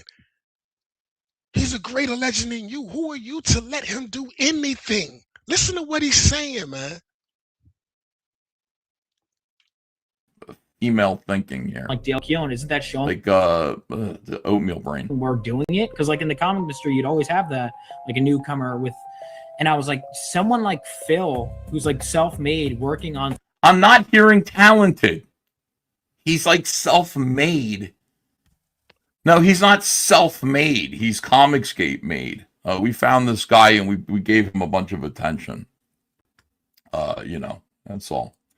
But I'm not hearing talented. How about talented? Somebody who's really good. Somebody who's a great writer. No. Talented. It's like PTP equating himself with Tucci.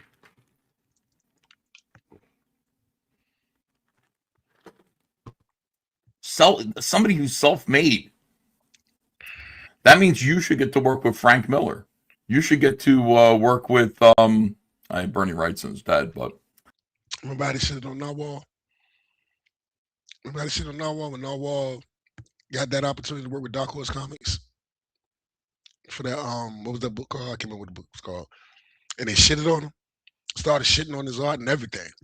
These dudes are horrible people. I've come to that conclusion. I had that conclusion a while ago, but this like really said it. And it's not so much the documentary because the documentary ain't saying nothing that we don't already know. If you've been around, you know all of this. Them EFAPing it made it 10 times worse because now you're just seeing them lie about lying. You're catching them lying about lying. It made it worse because none of this is new. I know all of this shit. But them EFAPing it and losing their shit where they all, man, it was days where Shane, it broke Shane so much. They can't stop talking about it because they know it reveals who they are. But in order to try to do damage control, the damage control makes it worse. Yeah, you should get to work with all these guys because you're Comicsgate ain't shit, self-made. man. Come on. Comicsgate is not Something like shit, Kid, though. that's huge. We got nerds talking about It's huge for him. Again, let me just stop trying to ruin things with your presence. Well, that would be huge. For who? For Phil. How is it huge for anybody else? Who was it supposed to be huge Would it be for? huge for Dale? No. Yes, it It would would. be a big come down for Dale. Would it be huge for Pitt fans? No, because Dale would have easily made $1 million on that shit. Easily. You can't tell me if they would have crowdfunded a fucking pit book when that shit was supposed to go down, that would not have been at least an $800,000-$900,000 campaign, maybe even $1 million. It would have been huge for Dale. Huge. But instead, you said, well, he could just come and work for me. I'll give him 4 pages. This is what he's saying. He's better off working for me. I can give him 4 pages. Listen to what this motherfucker is saying, bro. This shit is insane, man. Phil can't write. He's not good. It would be huge for Phil and his friends. That's it. Phil was ambitious. He stepped up. He took a swing at trying to get a gig that was completely out of his league. I'm sorry. It's not huge. EVS is huge, says Sweet Tooth. Thank you for that. You're saying Yeah, Phil stepped up and tried to get a gig out of his league. Phil got the gig. The reason why he don't have the gig is because Mandy lied to Dale to take the gig from him and PTP. That's why he don't have the gig anymore, is because Mandy lied to Dale to take it from him. He didn't step out of his league, but you okay with Mandy having it. You okay with her getting free artwork from him. You okay with her finessing the fuck out of Dale. You okay with him her contacting his mother. You okay with him saying she's trying to ruin his life. But Phil went after the gig that was way out of his league. This is insane, bro. I'm self-made. I wouldn't let me write a birthday card, let alone a comic, says Captain Chokeout. Yeah, by the way, I wouldn't like I am a professional comic book artist. I would not try to who has a reputation. I would not try to work on Pitt. I wouldn't try. I wouldn't dare. No, it's like Dale is from a generation prior to me. He's got a certain level of expertise. We're in hell. We're just utterly fucking in hell with these retards. Well, it'd be huge if you just let a self-made guy like Phil Diaz. Andy Summers, honey potted Cal Ritter, blackmailed him, honey potted him to get a seat at the table. Andy Summers. Oh my God. Ex-sex worker. Which I'm not gonna hold nobody to their past. I'm not. We'd be different if she was like, I left that alone. But my thing with Mandy was, once I found out that shit was real, I couldn't take, because I used to watch the ball. I used to go on their show. They used to have me on. I couldn't stand when, once I found out it was true, how she used to talk about whores. Yeah, the whores around Outback and whores. This, and I'm sitting there listening to it like, yo, bitch, how you gonna sit here? Once the girls for the streets, she used to say this shit. If you're for the streets, you can't come out the streets. Once for the streets, if you're for the streets, always for the streets. Bitch, you for the streets? Like, what are we talking about? Yeah, he says, I feel like I'm in hell. What is? I don't understand this, man. I don't understand this. Right, one of the biggest characters from Image. Perhaps, one of the last comic books that Dale is going to fully draw, because Dale isn't exactly drawing comic books right now, but if he was, yeah, Phil Diaz should definitely get to write that comic book. Jesus Christ. God, the fucking audacity. From what I understand, Dale asked Phil to write. No, he did not. So that wasn't true. There was also some confusion, it seemed, between Diaz and PTP regarding who was doing the omnibus. Hold on a second here. What it says? Let's read these. Patrick says to Dale, man, you can message me if you need something retweeted. Just hit me up. Yeah, okay, great. scene between Diaz and PTP regarding who was doing the omnibus. What the hell? Who is this with? There seems to be some confusion. Oh, is this between Phil Diaz and PTP? There seems to be some confusion on who is helping Dale with this. Boy, I think we should nip it in the butt. It should be Bud. I think we should nip it in the butt. Typo. Is that PTP who said that? Nip it in the butt?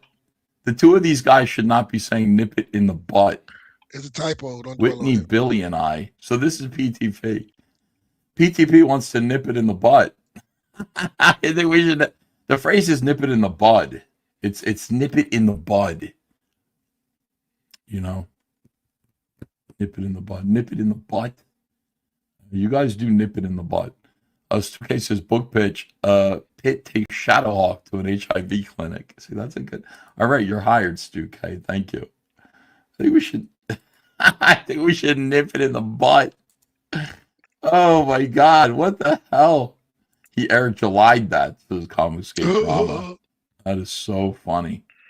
I think we should nip it in the butt right now by you retweeting that out for us. Dale has been here for over a year. How do you talk about Eric July and Hibbity Jibbity and like he's just this? You know, you can get the nigga out of Eric July. Don't get it twisted. You get the nigga out of anybody, get him hot enough, and I mean that. It's the equivalent of what's her name, Laura Loomer calling Candace Owens a black ghetto bitch. Candace Owens is anything but a black ghetto bitch. She's the complete opposite of a black ghetto bitch. But I guess just because she's black, she has to be ghetto. Just like how they say Eric July, hibbity jibbity, just because he's black, he has to be talking. Hey, boss, we see, fuck them shits. Yeah, them whole ass rolls. Get the fuck up. Man, these dudes, man. Oh, so PTP is like, you need to retweet that, like, we're the ones doing the. See how these maggots are all over Dale? Like, we're doing this with Dale. Dale, meanwhile, is just drinking, partying. Always maggots. Mandy. Oh my God, brain ain't was fucking with this shit. you know is that Dale fired Phil due to Mandy telling Dale that. Hold on, let me read the rest of this. I'm sitting here doing it, and I'm thinking to myself, yeah, it's time to leave this alone. Get over my morning, just stop this stream, get over my morning, go take Nola for a walk, fix me some breakfast, and play a video game, and I got a couple things I need to do later on, because this is so absurd. This shit is so absurd, man, that it's just, I don't know what this is anymore. This isn't. It's a shit show. Comicsgate is, and Ethan molded it in his fucking image. This is all him. He molded it in his image. He said a long time ago, this is Comicsgate molded in Ethan's image, and he knows it. And it's a fucking shit show. And he got the balls to talk about Eric fucking July, who's running a professional world oil machine. That nobody's doing documentaries of scandals and whores. Yet he accused him of being with whores and the Soska sisters and all this. Everything.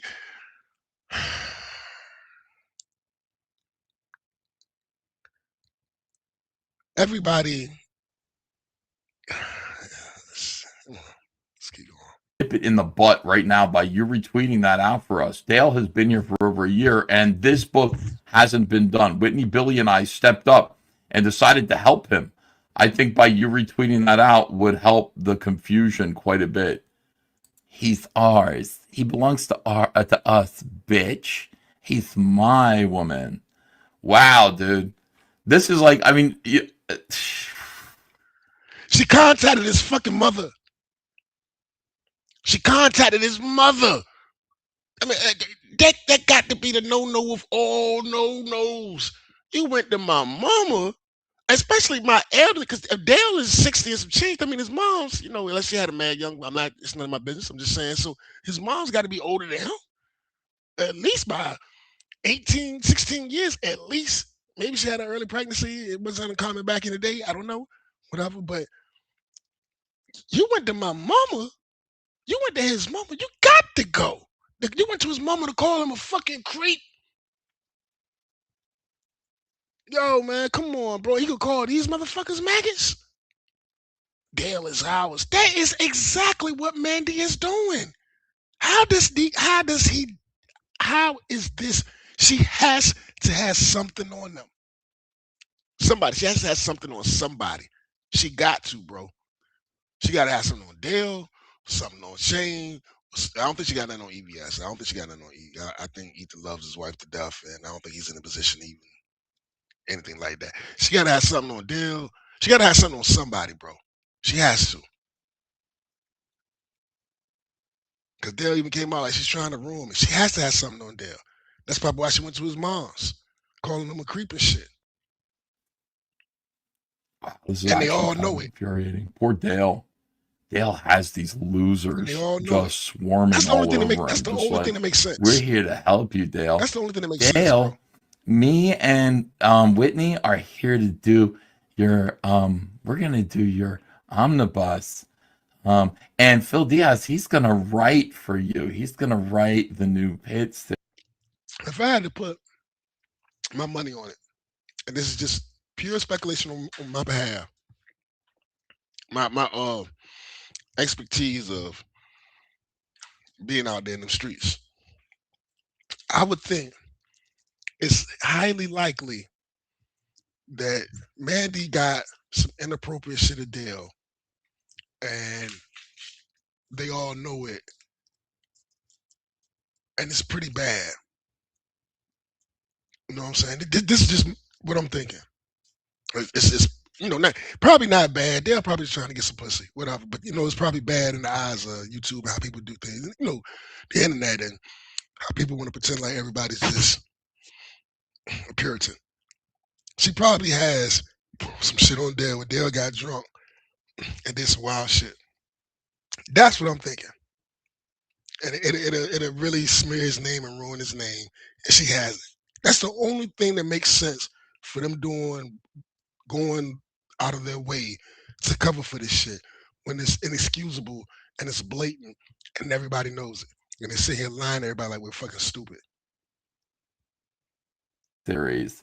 And Dale's just like cool. Yeah, all right, rock and roll, guys. That's what I would. Whatever. Probably got something on Dale. Until it gets real close. That's the only thing that makes Yeah, sense. vultures. I think. And then they're fighting with each other. He's mine. We'll say that, and we'll Now say, there's some confusion about who's. because they had the balls.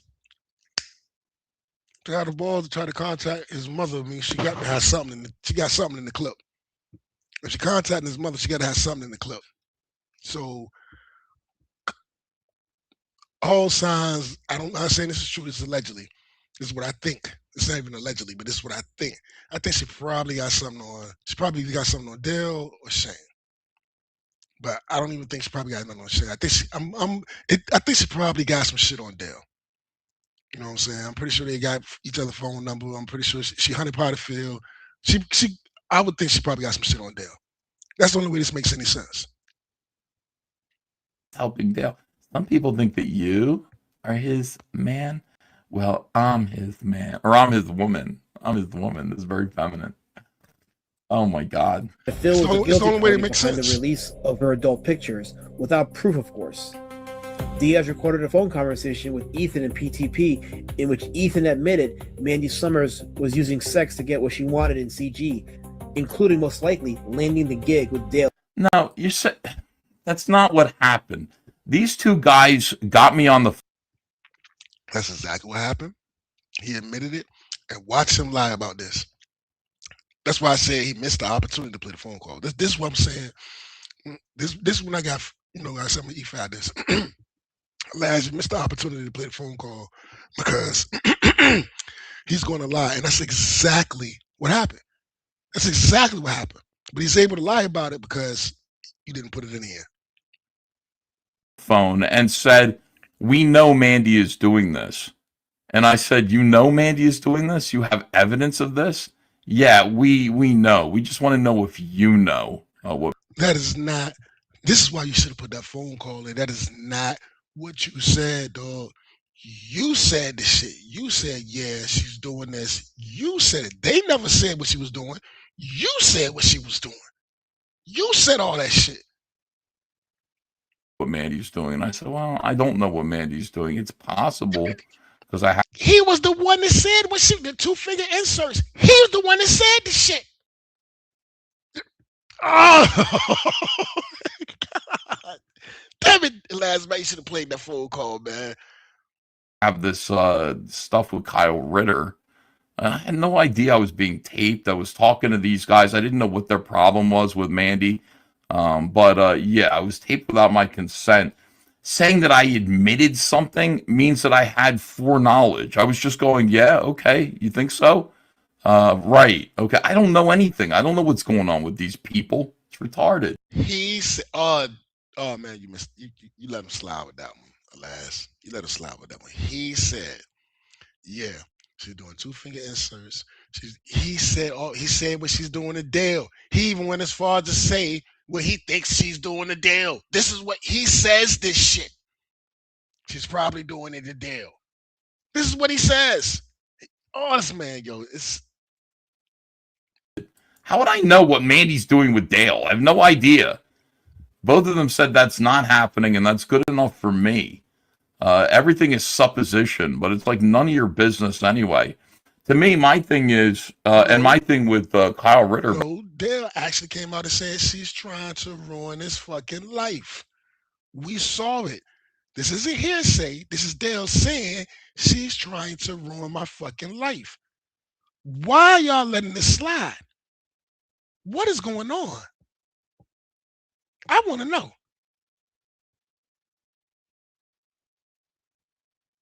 Damn it. Back in the day, because Kyle used to call Mandy up and try to get flirty with Mandy, and this was they tried to make this into a Me Too thing with Kyle, and I thought about it. I was like, do I have to react to this? And after talking to some friends, they said they tried to make this into a Me Too thing with Kyle. Who is they? They he would be referring to is Mandy. Because Mandy came out and said that she has this information on Kyle. He's this, and that. She went to Ethan. Ethan had personal comment. He's trying to pretend like he's oblivious to all of this, but he's been dead smack in the middle of it because he's been the king of Comicsgate, and everybody's been running to him, telling him every fucking thing. And he's sitting here acting like I don't know what's really going on. I ain't got time for that. I don't know. No, Mandy went to him. She threatened it. We all the they who he's saying is trying to Me Too Kyle was Mandy. There was no they. You think War Campaign was trying to Me Too Kyle? No, War Campaign was calling out Mandy trying to Me Too Kyle. What the fuck? What is he talking about? This is bizarre, yo. why is this anyone's business? These are two adults.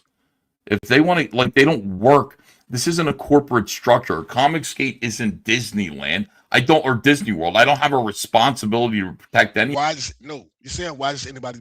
Mandy's made it your business by threatening you, coming and running to you about Kyle. Everything you're talking about, it was Mandy doing it. What is he talking about? Any of these people from each other. If these people want to call up and call each other and do a little hanky panky, they're allowed to do that if they want. I agree with him there. And that's nobody's business. They want to play with each other and do shit on the phone and go back and forth. And Kyle, you want to get his, whatever, and she cool with it, it's consensual and everything. Why is that anybody's business? I agree with them. They're two grown adults. The reason why I got out is because Mandy she held it over your fucking head to get a seat at the table, motherfucker. Why are you? That's why I got out. Is because she came and said, I got some shit on Kyle. She was the one that put it out. It wasn't no they. It was her. The fuck? Or they can ask each other to stop. But, like, there's no responsibility on my part to stop any of this stuff. So I just stayed out of it. I remember it getting really confusing, like Mike S. Miller being like, Kyle Ritter, sexual harasser. I'm like, is this like Marvel? Do we have HR here? Just tell Kyle to go away. He'll listen. Oh, he's not going to listen. Over the pit omnibus. Ethan, a man who released private DMs without thought. Did you hear him? Just tell Kyle to go away. Mandy was going to him. Mandy went to him. Just tell Kyle to go away. What do you want me to do about it? See, Kyle is just dope ass colorist. You know what I'm saying? He's like that for real, for real. Let me tell it. As far as I know, and I'm not. He's one of my. His colors just pop like a motherfucker. You know what I'm saying? He take that artwork and turn it into something beautiful. You know what I'm saying? Shout out to Kyle. He's dope at this shit. When he said just tell Kyle to go away, he's saying as if he's saying it to Mandy. He knows what Mandy came to him and said. I'm gonna gain a lot of weight too, man. Look at him back there. Yeah, we've been around each other for a long. Well, not been around each other, but we've been doing this shit for a long time. Oh man.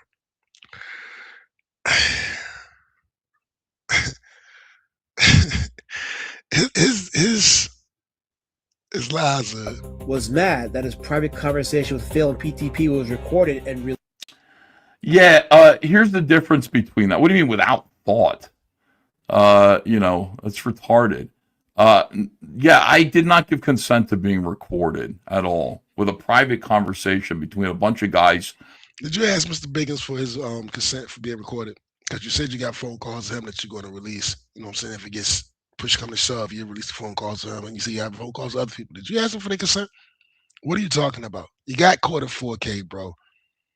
You release DMs all the time. You got caught in 4K, and the reason why they caught you in 4K because they was trying to, something is up. Why are they covering for this bitch? What is going on? She just took pick from us. You got to understand these dudes, they're the whistleblowers, and y'all all know it, and why are you covering for her?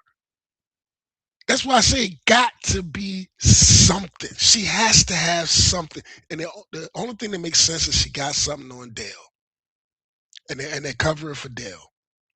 That's the only thing that makes sense, bro. Who were trying to get me to say something so that they could release information deceptively. That is the thing. When I release DMs, they wasn't trying to get you. You said it. You know what I'm saying? You let your guard down. You wasn't online. You didn't have on your mask and your tap shoes. You didn't think they was recording you. So you told the truth. That's what happened. Your punk ass told the truth. And you got caught telling the truth because you lie so much. That's what happened. It's not for the sake of trying to get people to think anything. It's usually just to say, this is the truth. This is the whole truth. Here it is. Exposing something to the light of day. This thing was released in clips initially to get people to believe that I knew something that I did not know. I was having a conversation with two guys that I thought I could trust. But Dan Fraga caught EVS in blatant hypocrisy when Fraga cornered Ethan on their private phone call being made known on X and on stream. Nobody told him what's that got to do with me? Pee-wee Brunch Viewmaster person. Dan, to be fair, some of us operate in the daylight and not, recording people using their girlfriends in order to I understand that. Try to destroy someone. I mean, Ethan. you're the same dude to record people. He records people and mentally records, tells you that he record. He says I record everybody. Drop DMs. Listen to him. This Ethan is a piece of. Your pal phone tap Phil. You know what? When he wanted when he wanted a conversation with me about Mandy, the sole purpose of that was to undermine and destroy me and Comicsgate. That's what he was trying to do. That's a guy who I've helped out. That's why he did that. And then he lied. He had his girlfriend tape me. He said he had his girlfriend press the record button so he could have plausible deniability. That's a scumbag. It's a scumbag move. And there's no denying that. What were the things you said on the tape? Do you understand? I was here when Mandy showed up. She showed up on Twitter for Mandy. Had no interest in comedy. At least Katie did is honest about it and whatever. I'm not even saying nothing to do with Katie, so I'm gonna leave that alone. Mandy had never Mandy didn't have she's no geek girl. She's a fucking sex worker. That at the time the sex workers were all jumping in geek communities because they know they can get up there, bounce their ass, get cute, and finesse these dorks. That's who Mandy is. I mean, there's video of it. That's who she is. They all know it. This isn't speculation. And now she's glued to it. Shit, Dale Keown is glued to his hip, and they're all okay with it. But they want to chastise Phil, who's legit with his shit. This doesn't make any sense, man. And she has a record for blackmailing. She went after his mama. This doesn't make any sense. I gotta take a piss. I'm gonna let it play while I take a piss. Just so y'all out of sense silence. Why did I Ethan, get back though? Yeah, the things I said on the tape were me talking to two friends and just supposing. but You they know, I weren't your didn't have friends any at that information. point. They weren't your friends. Those videos they showing her, her blowing a kiss. That's the, you know, he's showing you, yo, she's explicit, riding a dildo, bro. You know what I'm saying? Sex work. You know that picture you just showed, yeah, that's cute. You know, yeah, that's cute. Oh, that ain't too bad, man. She just whatever. You know, yeah, no, riding a dildo, bro. Sex work. And I ain't even mad about it. That ain't. I'm not really too mad at Mandy. I'm mad at them covering for her. I understand the hustle. I ain't knocking the hustle. If they stupid enough to let your ass in, whatever. It's cool. I'm mad at them for covering her over all the time and throwing motherfuckers under the bus for her, which makes me think she has to have something. I'm gonna take this piss. Friends at that I point. didn't Those know were that. See, no, that's but the you knew problem that. is people The assume timeline that you look at the timeline. They weren't your people friends. assume. Yeah, they they were my well, no, they were never my friends. I had no reason to well, look at the timeline. I had no reason to suppose that these guys weren't being very serious with me. I had Phil Diaz on my show all the time and PTP on my show. Although PTP was constantly grumbling about people like Gabe El Tayyib, et cetera, and starting to rub on my last nerve. By the way, the Dan Fraggett thing, like Dan caught Ethan in hypocrisy when Dan revealed his phone conversation. People are stupid. Dan, let's have a phone conversation and figure out why you're angry about John and Shane. What did they do? Dan tells me what they did. I go, this is why Dan is upset, guys. So what can we do about it? You revealed the contents of my phone conversation. I'm sorry, you wanted me to keep that private? Why you were mad at John and Shane? I didn't reveal that as a way to gotcha you. I was trying to get some sort of accord and some kind of an agreement so that whatever issues that you had with comic skaters like John and Shane were addressed and dealt with. Did you say something that you were ashamed of? Did you say something that was secret or private? Something that you wouldn't want other people to hear you say? I don't think so. I think it was every time I say Merry Christmas to Shane, he doesn't, or to John, he doesn't answer me. Well, that sounds like Anna's complaint about John. John doesn't do that. Every time I see Shane, I brought Shane into Comicsgate, and now he thinks he's a big shot, and he doesn't even address me.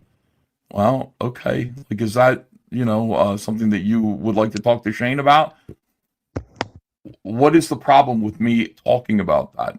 Why would you think that I would talk to you about this in the first place? Acting like that's private information that I released is silly. It's ridiculous. And I didn't tape the phone call. I didn't release a phone call.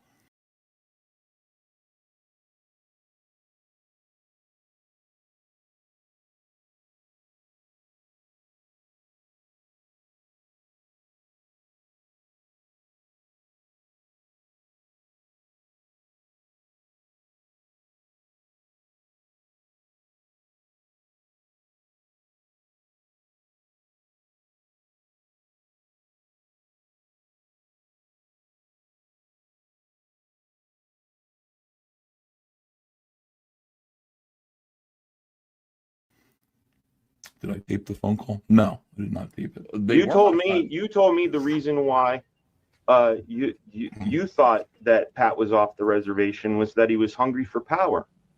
And Yeah, then I think so. and, Yeah. and how would he get that though? Define because you define power for me.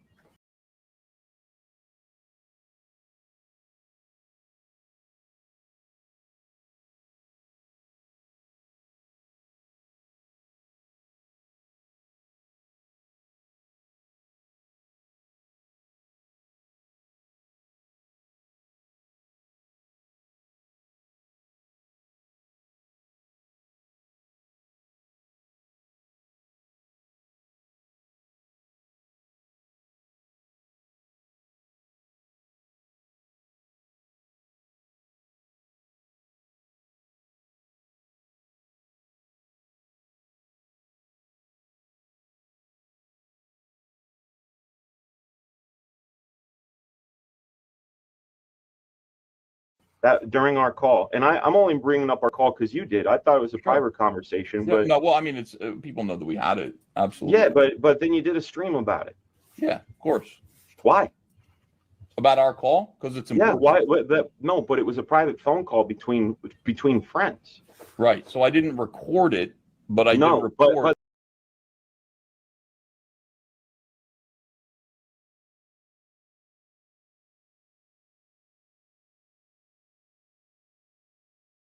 then about the no, but you also put in your own tweet. I had a private conversation. You know what private means? yeah. Yeah. Well, clearly it wasn't private. You know. Dan, you know what we do? Here's the thing, Dan. You might not. I mean, you've been in Comicsgate. You were in Comicsgate for a long time. You understand that we do everything publicly here. You understand that everything is publicly addressed. That like we have responsibility.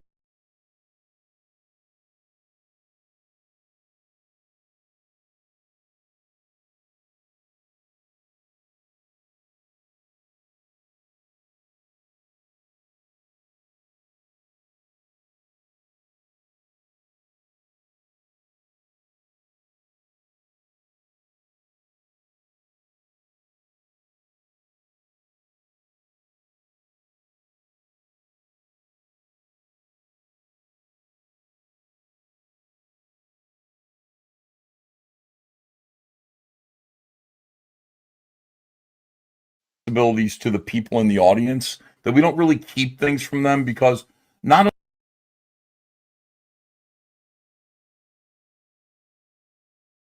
only are they our customers, but they're also watching an ongoing show. This is like a reality show. I know that you're into reality shows. So when you have a conversation with me about why you're mad at John and Shane, I'm going to tell everybody the contents of that conversation. It's not private.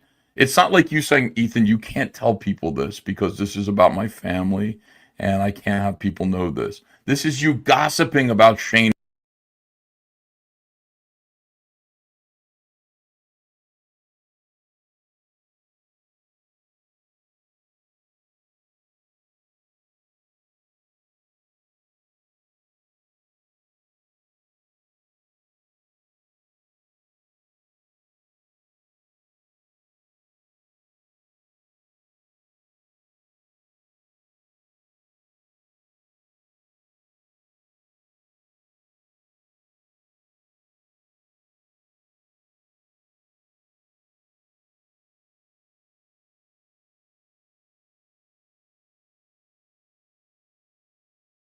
And John. It's gonna get out. I'm gonna tell people. Um, that's what Comicsgate is. Sorry, dude. So let's just disclose everything. Anyway, all Do the it. pit stuff is documented here. So the PTP's effort to get power, this was a power grab. Biggins let me know that was again like, and I must have told Dan this. I don't remember, but yeah, the idea was to be the guys who put on shows and put on parties and put on events, and then to get everybody to go to them. You're not allowed to badmouth them. You shouldn't badmouth them. You should talk about how great they are, because if you talk about how great they are, then you're going to create a desirability to attend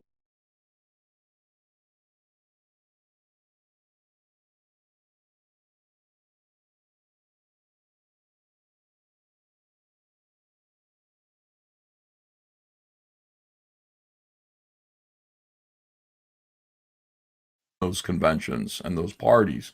So then after a few of those, and we do those on a regular basis, PTP and Biggins will be able to decide who gets to attend and who doesn't get to attend. That's the power of gatekeeping. That is real power. The power of gatekeeping, to be able to exclude somebody from something. And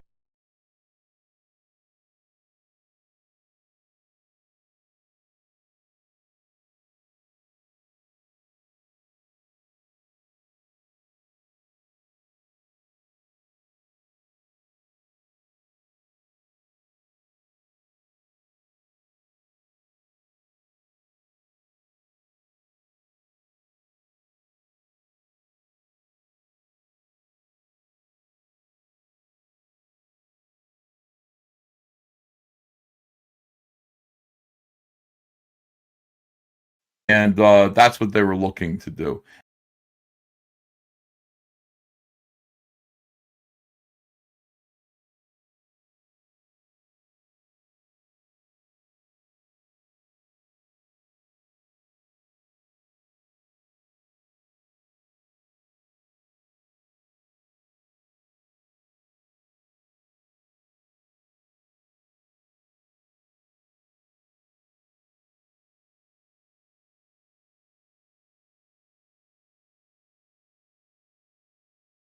And I think they see this channel as being like a source of power because, yeah, it is true. I think if you're on this channel and I was promoting you, yeah, you would make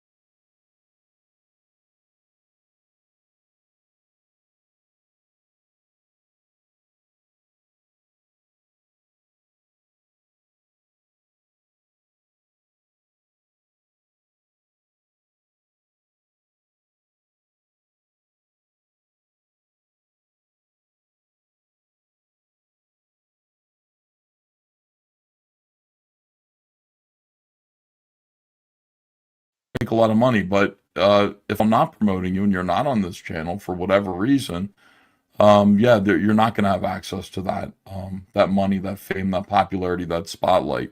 PTP was trying to replicate that by creating conventions. He also found himself in John Malin's warpath when Malin accused him of spreading gossip about his marriage. On his appearance on a Slum stream, he accused Phil without saying for what. Naturally, he refused to answer for himself. You cancel Phil Diaz. I didn't cancel Phil Diaz. Why did you talk shit about him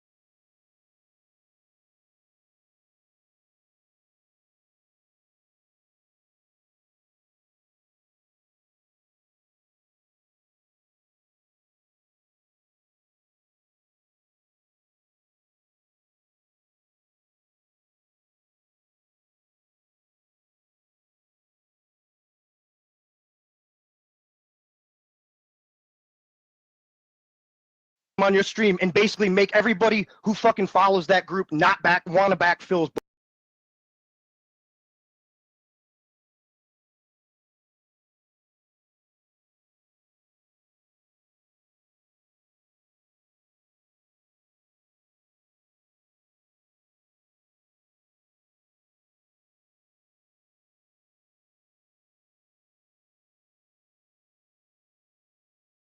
Book. How's that? Is that more plainly spoken? did I make everybody not back him? Is that what I did? I Yeah, made yeah, no, everybody you- not back you- him? you- come on, dude. Come on. man. These guys were passing around documents. Now, I don't know who was doing it, but I did see the documents.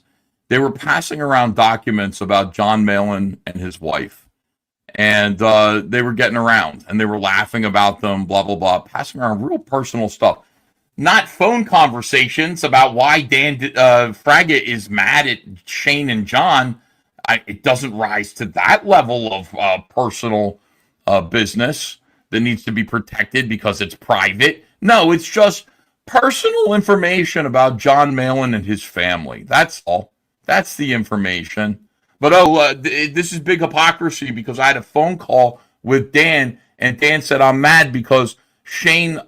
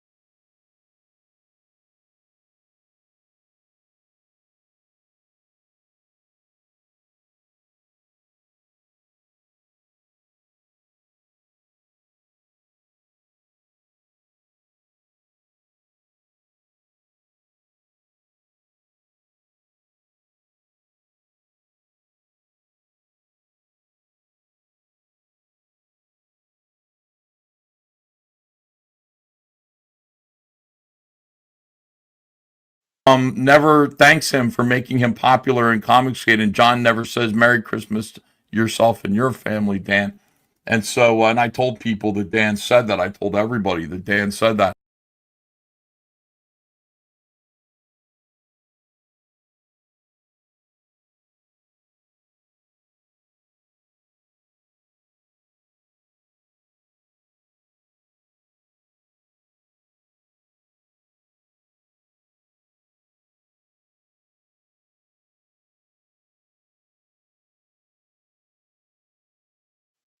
And that was really a breach of his trust. That was a terrible breach of his trust. But on the other hand, we got these guys who have docs about John Malin's family and his wife that are going around in back rooms. And it was sent to me, and I did see it. And I went, Jesus Christ. Some fucking dark shit, man. I mean, it's like stay out of people's personal business like that. And I saw John Malin's wife's name and all this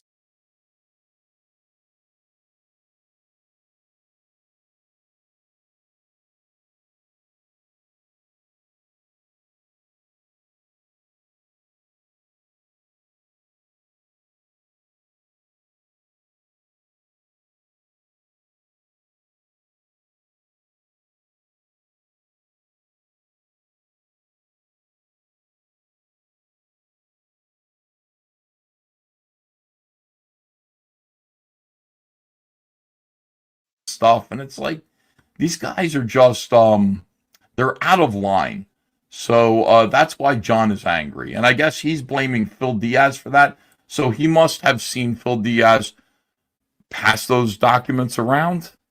Somebody must have shown him, not saying that they originated with Phil, but he must have seen Phil pass those around. He's not going to say that because he's not going to Streisand affect that information. But he is going to tell Phil, fuck you. He is going to say that. And then everybody can say what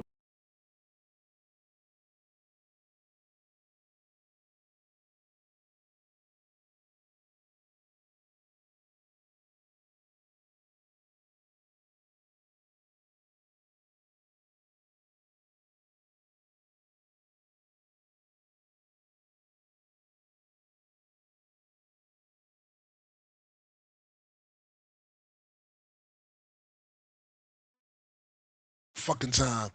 Me and this damn mic, yo, this is amazing. But yeah, what I was saying is, I can understand, I can understand John Malin when Chris Stanley asked him, you know what I'm saying, what was Phil talking shit about? And if John Malin thinks that, him saying, I'm not going to speak on it because that's between a man and his wife. I understand that. And like I was saying, you probably ain't hear the whole shit I said about, I knew about fucking um, JDA getting his divorce a year before anybody knew. And I knew that because JDA told me on a back room stream that ended. Everybody left. It was just me and JDA. He was drunk as a bitch because me and JDA don't particularly care for each other, like talking about, you know what I'm saying, whatever. But he was drunk one Sunday. He was drunk one Sunday on the Sphinx stream. Everybody was going. He was just talking to me. He had to get it off his chest. He told me. And I told Matt, and the only person I told was Matt, because I know Matt can keep his mouth shut. That's why I say I don't like the way he can go after Matt. Because I know Matt can keep his mouth shut because I know Matt pedigree. And I had called Matt. I was like, yo, man, you ain't gonna believe this. JD said he getting divorced. I was gossiping like a little bitch. I don't know how it came up, but it came up. But I was like, don't tell nobody. And Matt ain't tell a fucking soul for a fucking year. And then when DMV came out and started talking about it, I was in the chat telling them, yo, y'all wrong, man. You shouldn't be airing this man's family information. This is too much. This has nothing to do with CG. This has nothing to do with nothing, whatever. You shouldn't be doing that. So, I mean, I knew about the restraining order, her accusing him of hitting him. He told me the whole fucking shit a year before anybody knew about it. If I'm lying, you can ask Matt Fowler. Straight the fuck up. But you don't talk about people's family shit like that. You don't make that shit content. You don't make that's wrong. I agree with Ethan on that. You know what I'm saying? I think that's sick as hell. People pass around personal documents. And I understand why John, when they asked him, when he thought Phil was the one, was like, well, what did Phil do? I can understand John saying, yo, man, I ain't even talking about it, man. He know what the fuck he did. You know what I'm saying? If that's what John think he did, because I'm not going to speak on that. That's between me and my wife. So I can understand that. That's straight up. What's your problem with Phil? And then John's just going to shake his head. You guys Phil, let me tell you what. Let me tell you what. Let me tell you what. This is what I'm going to tell you. Phil Diaz, you guys don't know, deserves every bit that he got. Every bit that he got from me. It's not for you to know. You go talk to Phil. Showing receipts. Yeah. Can't do it, guys. See what they did? They cornered him. Like, he's sharing information about my family, my wife. He deserves every bit of hatred that I'm flinging at him. Well, why? Why? It's not for you to know. He could have said, since he brought it up, he could have just said he was sharing information about my wife. He could have said how Ethan just said it right there, like, yo, he's speaking on my family. He could have said that. You know what I'm saying? I'm not going into detail, like, yo, I'm not going into detail, but I think he's speaking on my fucking family. Fuck him. That's what John, he could have said that since he brought it up. It's not for you to know. He had to go. What am I going to Streisand affect the information? I can't do that. You guys know that. So you've got me cornered. So all I can say is fuck Phil. Why? You don't want to tell us? Oh. I got bullshit. You lost all your credibility. All your credibility. You know what? I get what Ethan's saying here. I got to be fair. If they knew that, I'm not saying Phil did it, but they knew that what John was angry about was, I never saw the document. I've heard about it. I never saw it. I don't look for shit like that. I don't even. If they would have showed it to me, I'd have been like, go ahead on, man, keep that. I don't need to see that shit. That ain't none of my business. That'd have been my automatic response. Is like, yo, that ain't even none of my business, man. For real, I don't need to know all that. It ain't like he telling me the shit. Like JDA was telling me. That's different. That's him telling me. That's him getting it off his chest. Us spreading around that shit, I ain't with all that. But I can understand what Ethan is saying is if they knew that that's what John was mad about, they playing the game. Okay, so why you mad at him? And trying to like work it out on. So that's kind of fucked up. The whole shit is fucked up. Nobody's personal family business should be content, bro. Period. And Phil Diaz is talking shit. I'm glad they for Hillary.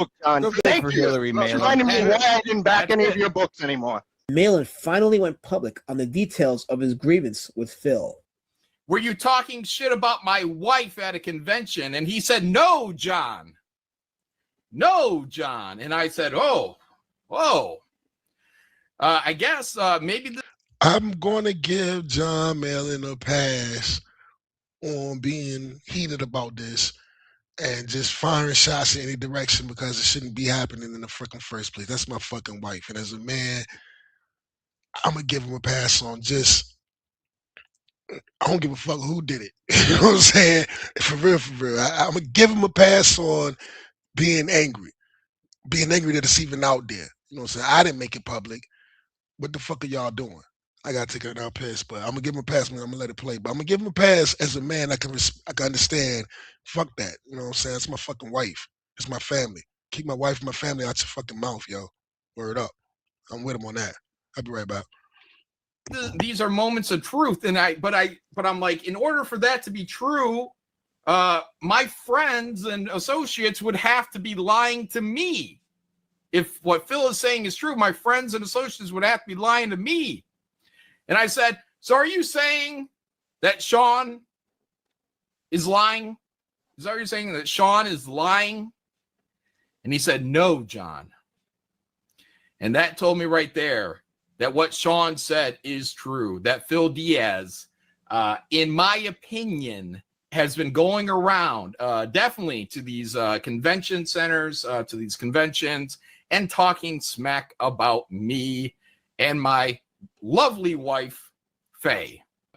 Pete Allen's throbbing Pauls for 5. Slum's war campaign has been linking what looks like divorce proceedings from Michigan with your name on it. If you aren't aware, well, now you are. Well, now everybody is, because you just super chatted it, Pete. There you go. All right.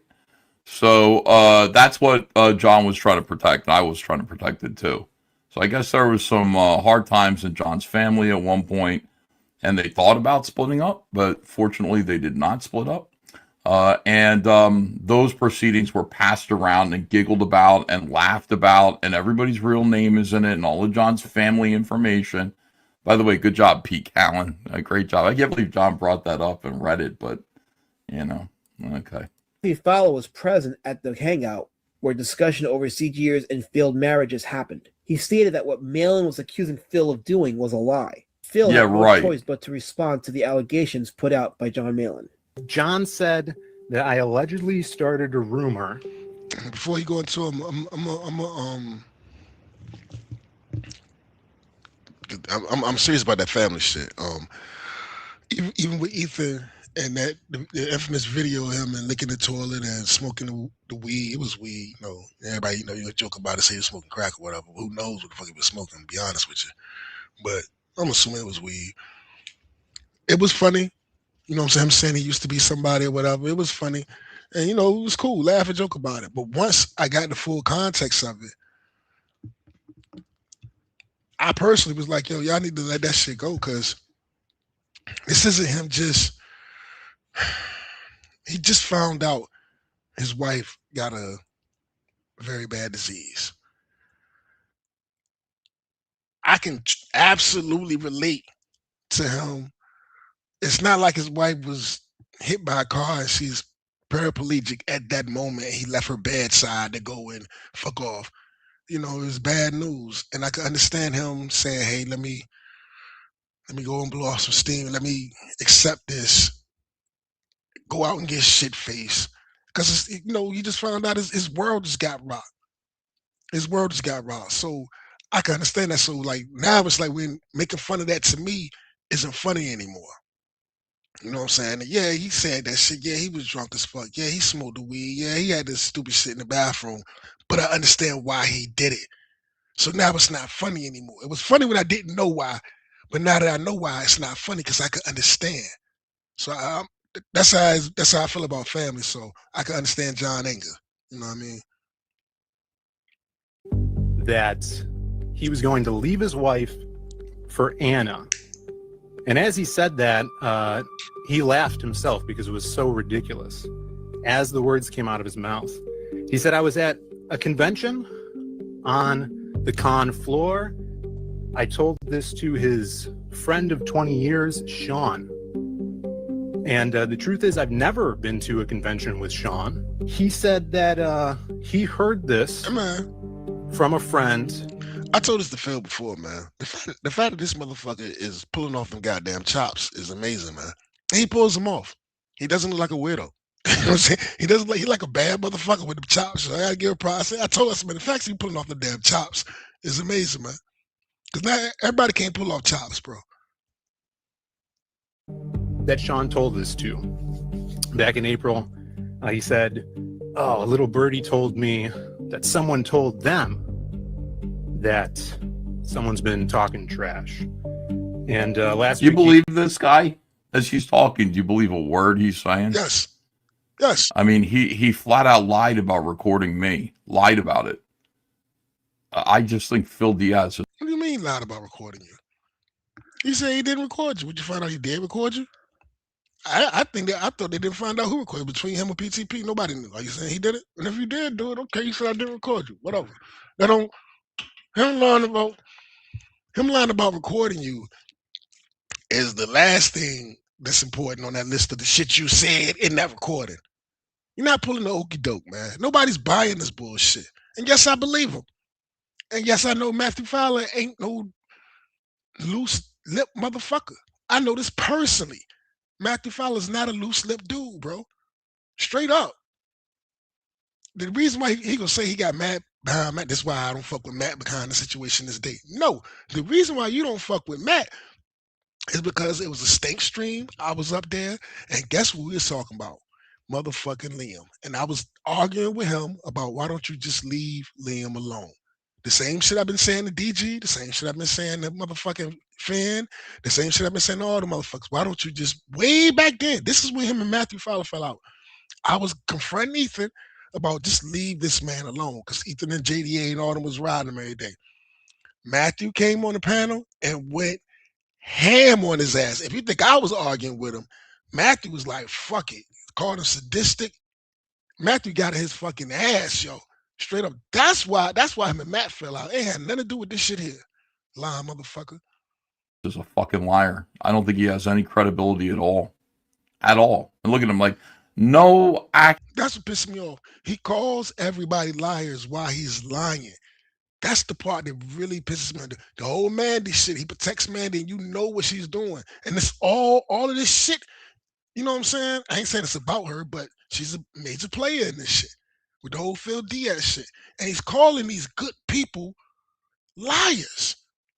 Protecting shitty motherfuckers. And he's lying. Because he knows this shit. Actually, here's what happened. These guys are all in back rooms, all discussing this shit. And now he gets dragged out. He's pretending to be innocent. His eyebrows are high up as he's like, well, actually, like, and then this happened, and fucking disgusting. He said it was me. What actually happened was... Now, I will say this. I'm not in any back rooms. I ain't on Twitter. I ain't never seen Phil, Matt in any back rooms doing wild shit. I ain't never seen Matt in any back room, period. I might have seen Phil, but not no crazy shit, nothing like that. I have seen them in them back rooms. They do what Ethan is saying they doing. What Mail is saying they doing. They do that shit. And every time, and this is why I always get kicked, because I'll be the voice to be like, hey man, what the fuck are y'all doing, yo?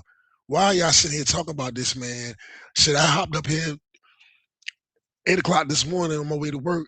Here it is, noon. I hop back up here, y'all. It's a long ass thread going on about this dude. What are y'all doing, man? Why are you still talking about this? Why are you talking about this man every fucking day? What is it? They do that shit. I'm not pointing fingers at they, but I'm telling you, I've been in back rooms and that's what they do. It's weird. That's why I'm not in any back rooms to this day. That's what they do. Memes, making memes of motherfuckers and shit. It's fucked up what goes on in them back rooms. For real, for real. They got that shit. Sean was in town. And myself, my brother, my buddy Matt Fowler, a friend from the chat, Admiral Wackass, we took Sean out to lunch. Oh, you did? Oh, so you took Sean. By the way, who is Sean? Who are they talking about? Sean Salter? Is that who they're talking about? Yeah, I'm not sure who the Sean is. They took Sean to lunch like you took PTP to lunch. You know what I'm saying? It's crazy how he lied about that dinner and said that they didn't pay for it when they said they're telling you, nigga, I paid for it. I know what I paid for. I paid for it. And they said, well, no, you just contributed to the tip. I paid for y'all meals. Because I'm Tony Soprano. when they call, I seen somebody call him phony soprano. That shit was the last damn shit I would have thought of that. Phone, because I'm phony soprano. I can't shout out who said that shit, but somebody said it. Because I'm phony soprano. It's in question here. Sean. That's his name, phony soprano. Anybody know? All right, that won't mind. It's not That won't Sean mind. I Salter take credit because for it. I'm pretty sure Sean Salter is kind of new. I don't think he was around back then. But you've got Matt Fowler. You know what I mean? Who was I saw Matt Fowler on Kiwi Farms spreading the Mandy Summers like sex cult, whatever, dick pic, blackmail. Truth? Because that was the whole thing. Everybody was like, yo, what is going on with this shit? I don't knock him for that one. I don't knock him for that because we what is this?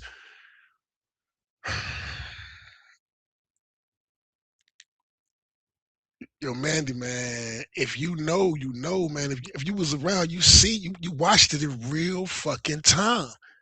You're watching this. This is what this shit is all about. The Dungeoneers, all of it. The Mandy, the Phil Diaz. You watched it in real fucking time. You watched her do this shit in real fucking time. And then it came out to be all true. And they all lied about it the whole time and lying about it right now. To this day, they're lying about it. Why? Mail shit. I saw Matt Fowler. He was the one who was doing that. Blackmail shit. She was blackmailing, motherfucker. She came to you, motherfucker. She came to you. What are you talking about? This blackmail shit like it's some... That's why I hate Matt Fowler. And he's like a squeaky. No, you hate Matt Fowler because of that stream we got out there and cussed your ass out about the Liam shit and called you sadistic and would tell you need to go, man, Matt, I wish Finn still had that stream. I thought I was giving it to him. Man, Matt came, it's like I tagged the man. Like, Matt hit the boop. Matt came in and just went in on his ass. And I was like, yo, okay. Matt went in. I fell back. I was like, I'm going to let Matt have this shit. It was the same stream there talking about with the dogs and the gunpowder and shit. The dog fighting shit. I ain't got no reason to lie about none of that shit. You know what I'm saying? Yeah, I ain't never did that shit. But whatever. It was that same stream. And Matt came up there and went ham on Ethan, bro. Ethan, comic legend, 30-year vet, Green Lantern. Matt ain't give a fuck. You know what I'm saying? Matt ain't give a fuck, yo. That's when y'all fell out. It ain't had nothing to do with this. Lying ass. That was way before this. Little hippie. Can't stand Matt Fowler. Sean Salter wasn't here yet. There's another Sean. Yeah, Sean, the guy he goes gambling with. Oh, is it? Yeah, what's his last name? For some reason I can't remember right now. Yeah, Phil looks everywhere but in your eyes, says Christopher. Yeah, so Matt Fowler and who else did he just say? Like that he's hanging out with? Black ass.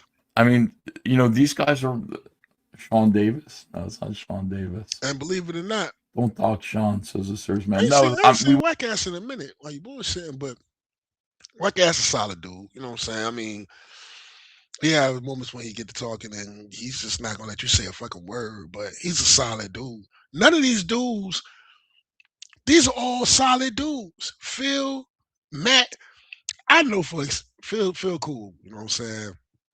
I have very few personal interactions with him, but he comes off as a cool dude. He come through, say what's up. I come through, say what's up. Ain't nothing like that. Seem like a solid dude. I know from personal experience, Matt is not a loose lip dude, bro. And it ain't just that damn what I just say, JDA shit. You know what I'm saying? I know Matt is not a loose lip dude. And Matt know I ain't a loose lip dude. So when you see us saying this about these guys, these are the good guys. And you're throwing the good guys under the bus to protect heathens. What is going on? You wouldn't be doxing him. He is somebody like he's a writer. He's somebody. I feel bad that I can't. Yeah, Sean Puffy Combs. Okay. Oh, Wackass, Admiral Wackass. Yeah, these guys. Yeah, all very trustworthy. Sure. Yes. Like a 2-hour lunch. We had a great time. So you took this guy to look at this face. We had a great time at the lunch. Yeah, talking shit about John Millen's wife. And these divorce papers. Come on, guys. During that lunch, Sean said his friend was going through a divorce. And at the time, our buddy... I want you to see how he paused it, and before he was able to say this, he already input into his audience brain that they were sitting around gossiping about these papers. So before Phil explains what happened, he inserts in his audience, this is what happened. They were all sitting around at lunch and they were talking about the divorce papers. Divorce papers ain't even nothing. Phil's going to explain this. It was just like a regular conversation that lasted 30 seconds. That was it. A word. I heard you about to get a divorce. Yeah, that's fucked up. Shit, I'm about to get a divorce too. That's fucked up. It won't like they were sitting around. What's the deets? Nigga, give me the deets. That wasn't it. But yo, Ethan, man, he's a dirty dude, bro. Buddy Matt also was going through a divorce. But Matt goes, oh man, CG's ruining everybody's relationships. I'm going through a divorce too. Cecil did, JDA did. Did you hear John might be too? And Sean's like, oh no, what's that about? Isn't this what they did with me and Mandy Summers? Isn't this the exact same technique that they used with me and Mandy Summers? Yeah, I don't know, Ethan. Did you hear that Mandy?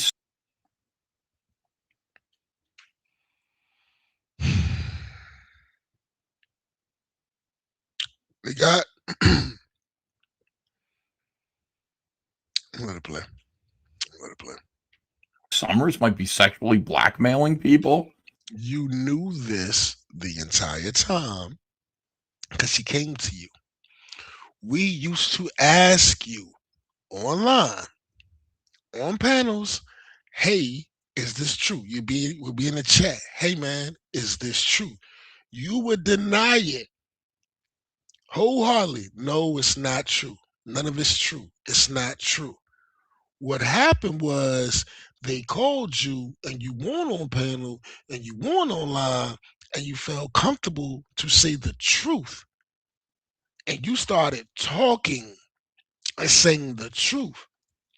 This is not the same thing. Man, he's terrible, man. No, like what do you mean? Well, we have reason to believe that she's sexually blackmailing Dale Keown. And I was like, yeah, maybe that's.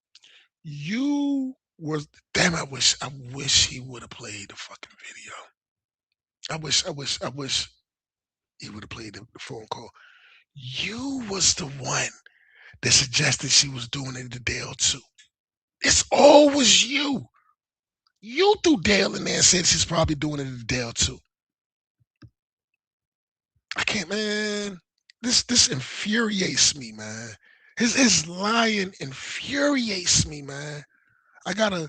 What time is it, man? I gotta take my dog for a walk, man. And just still sleep is cool. I think I have to leave this shit behind me, man.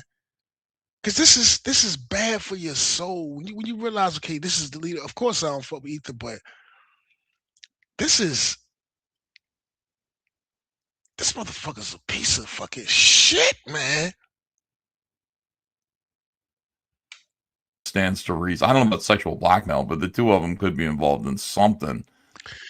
She came to you with the blackmail. You're pretending you're oblivious to all of this when you're in the middle of it. I'm not sure. I don't know. No, Ethan, this is fascinating. This is the exact same technique. Did you hear that maybe John Malin's going through a divorce? No. Thanks for telling me. I heard from a friend. Yeah, this is great. John did. You're sitting around with lunch with your boys. Y'all chill eating lunch. Somebody come up. Matthew Fowler's going through a divorce and say, yeah, you gotta understand what's going on. It's not like he's shit talking because he's going through a divorce at the time his damn self. So you're sitting around like, yo, something come up, yeah, man, yo, he going through a divorce. Yeah, man, I'm going through a divorce. Shit, matter of fact, Cecil going through a divorce. JDA got divorced. I'm going through a divorce. Fucking CG got everybody going through a divorce, man. Your John Mellon might be going through one too. That is not That's just some dudes sitting around the table talking, bro. This isn't sinister. I understand John getting mad when then that came up and then somebody went and looked at the paperwork. Like, why would they do that and go to the courthouse or whatever, look it up online or whatever they do? Why would you do that? That's when it's overboard. And I can understand John getting mad about it. But this conversation itself is not sinister at all, bro. This is not sinister. Didn't know about Cecil's divorce yet, says Christopher. Are you sure about that? Cecil's divorce, we knew about it pretty quickly. I knew Cecil was going through a divorce like right away, and I knew those like, you know, his nieces and nephew, his nieces were his kids, and I knew all that stuff, you know. Because y'all were friends. We were spending the night over your house. Y'all were friends. And now y'all don't fuck with each other no more. Think about what I'm saying. Who would have thought? Yo, he's down to Shane, John, and man, Anna's gone. Now he got Riley on stream and Cynic on stream, and oh come on, man. He's down to Shane, Marilyn, and Mandy. Cecil and Anna's gone. He's still the motherfucker won't tell the truth. No. But it was like the Cecil character was authentically, you know, not the real guy, you know, so it's okay that he made up a fantasy about all that. But yeah, this is what they do. They go, did you hear this? We have reason to believe this. And you're caught up in this. If somebody says, yo, I heard TJ going through a divorce, which, you know, I can understand how it came up organically. It'd be different if Matthew Fowler wasn't going through a divorce. JDA just didn't get divorced. Cecil didn't go through the. It came up organically, and if Matt going through a divorce, like yo, I heard, yo, so I'm going through. Yo, see, it seems like you fucking with CG, you fucking around and get divorced. Yo, I heard John Mayer going through one too, and I guess there was some truth to the shit. That's not a sinister conversation, bro. It really isn't. Stop trying to make these dudes out to be assholes when you're protecting assholes. That's where you're wrong at, man. Damn. Conversation with these guys, and all they're trying to do is pump you for information. That's fascinating. It's like, oh, someone, and then they just pretend they're innocent. You know what I mean? Like, I don't know. Someone just. So you're telling me that the conversation went this way? Yes. How many of you believe that these guys weren't laughing? That possibly John was getting a divorce? And by the way, he didn't. God bless John and his wife. But everybody goes through marital struggles. Yes, they do. And I can understand them having a good, hard chuckle with, and the reason why it's acceptable, because at the time, Matt was going through a divorce. So he's sitting there like, yo, he's going through it too. It's a bunch of dudes that's going through divorces talking about the shit. So I can understand them sitting around like, yeah, CG, fucking with CG, get divorced. Maybe Matt was coping a little bit, a justified cope. You know what I'm saying? I don't mean that in a bad way. You know, they just sitting around talking. That's not, this isn't a sinister thing, man. What the fuck? I think. Except for me and Andrea. Yet. Oh my God, that woman better not leave me. I'd be fucked. Without Andrea, oh my God. Baby, if you're awake and leaving, please stay. Please stay. Don't leave. Oh, okay, good. You're not. Thank God. Jesus Christ. Divorce is terrifying. Yeah, like giggling about it and stuff, because John's life is very private. And he keeps it that way. So these guys having this information and finding a reason to disclose it, like slime balls, whack ass Fowler, Phil Diaz. So he just threw out everything that he just said. He just wrote a whole narrative that what he said the conversation wasn't that. They already had the paperwork.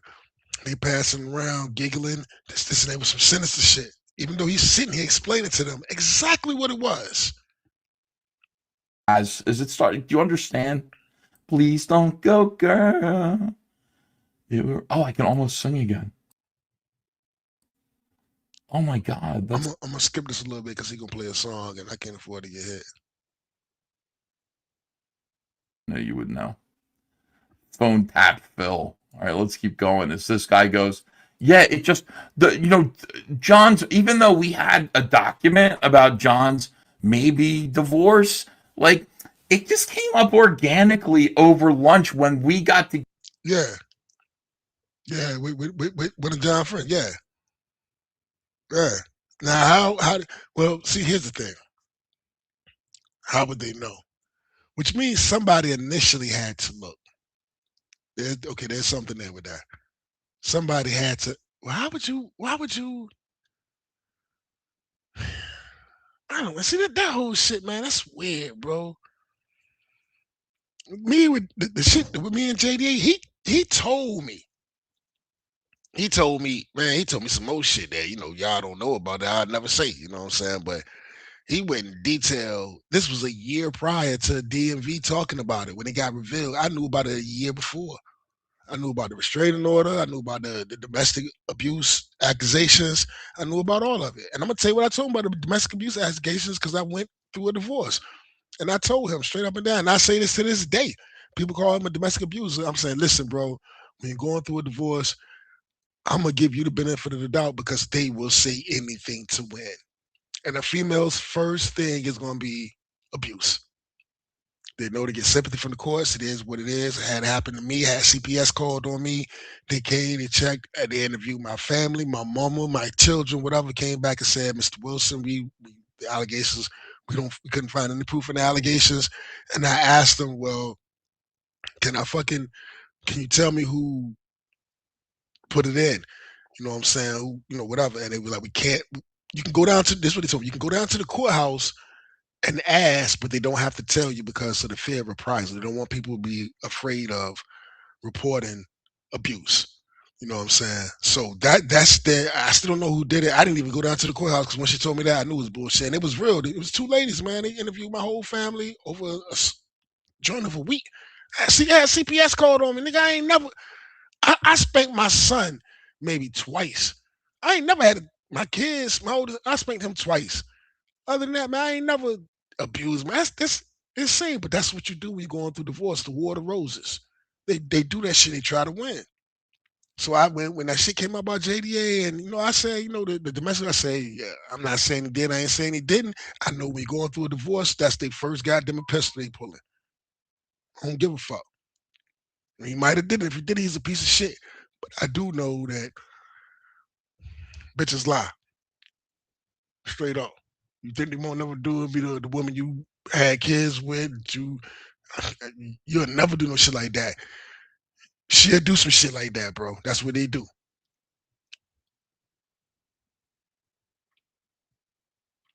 Together, and we took one of John Malin's friends, the three of us who've been known to get into these situations where we get somebody in private and we try to just sort of be friendly with them, and then we ask them intensely personal things, and we get them to trust us, and then they tell us shit, and it just organically happened, guys. Diesel did, JDA did. Did you hear John might be too? And Sean's like, oh no, what's that about? He's like, oh, someone found this document online and people think it's about that. He's like, oh, I didn't know that. That's where the conversation ended. It was a 30-second to a 1-minute conversation. Bull. Yeah. The only thing I'm gonna say, I'm not gonna say this bullshit, but what I'm gonna say is this: well, who the fuck found a document online, and why the fuck was they looking? That's I'm a firm believer of getting down to the root of shit. You know what I'm saying? The root. How my dad would say, get down to the root. Who was looking, and why the fuck are you looking in the first fucking place? It's none of your fucking business. That's why I can give John Millen a pass on his frustration and anger as a husband and his wife and their personal business being out there. Why the fuck you looking, nigga? What's wrong with you? Find something else to do. Get some Legos or something. Buy a new toy. You know what I'm saying? What's wrong with you? Why are you looking into my fucking marriage? And by the way, this is entirely the reason they took this guy to lunch. That's not true. See? You see, this is what he does. This is what he does to his audience. He lies to them. So now, this was all nefarious. Do you guys see this? Is it just me? You guys understand who this guy is? Yeah, and we just found this document online, and people are passing it around, and that's where the conversation ended, guys. Nobody said anything about the document. All they said was, and maybe somebody got wind of something.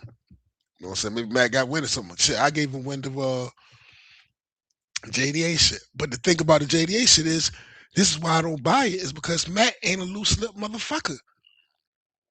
This is why I don't buy what Ethan is trying to say. Like, yo, they was all sitting around and it was nefarious, because I know, because JDA told me about his divorce a year earlier, and I told Matt, and I said, yo, don't say nothing. You know, just talking. Yo, don't say nothing. I heard this, blah, blah, blah. And Matt ain't never said a fucking word. He's not a loose lip dude, dog. That's why I don't buy this shit. I know this from personal experience with Matthew Fowler. Uh-huh. So he just threw Fowler under the bus as just Batman 10. I guess Fowler doesn't care.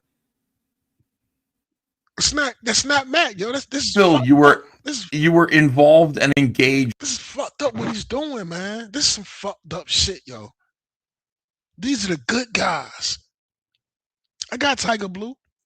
You know, so these are the good guys of CG. And he's throwing them under the bus for the pieces of shit. If he's the leader, Phony Soprano is a bad motherfucking leader, bro. If you're the boss, you're a bad boss, bro. The fuck, man? And talking shit behind John Malin's back, exactly like John said, about the most personal family business of his that he did not let you in on. If John wanted you to talk like this, and there's no reason for you to talk like that about this, John would have let you in on it. You take his friends out and ask them.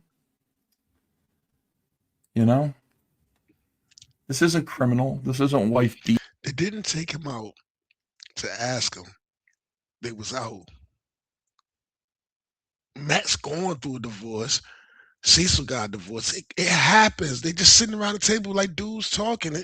I can picture and understand where Phil is coming from. Yo, I heard John Mellon going through divorce too. Shit, damn, CG, everybody getting divorced. A couple jokes, laugh, whatever. Then you eat your steak, and now you're talking about the Bulls. You know what I'm saying? Or a comic book or a Spider-Man movie or whatever. This wasn't a nefarious thing, bro. Eating. This isn't domestic abuse, allegations, personal family problems, divorce. None of your business. None of your fucking business, man. What a scumbag, slimy piece of shit snake you truly are. And what makes it worse is not what you're doing, but the innocent act, the transparent, the vulgarity of this innocent, I don't know, what the hell, act that you put on over it. His voice. Yeah, he tries to sincere. Try to sound sincere, and now he's totally disgusted by this. And I can understand Malin being mad. I can understand the principle of what he's saying, but he knows that's not what it is.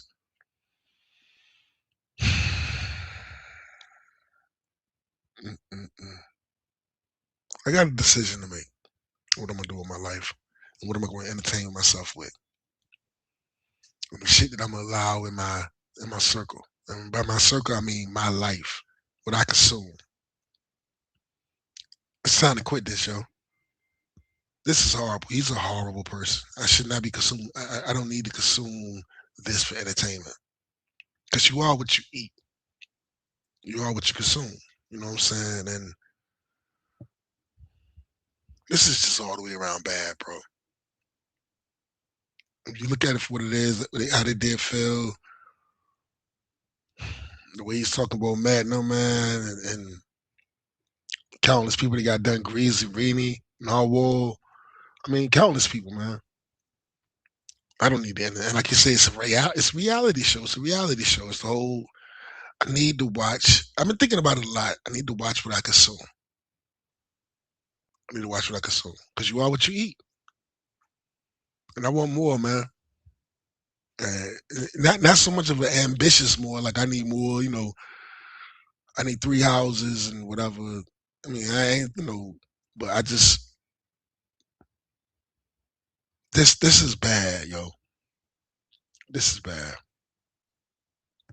You can also watch good shit and have a good feeling. Shout out to Nina Affinity.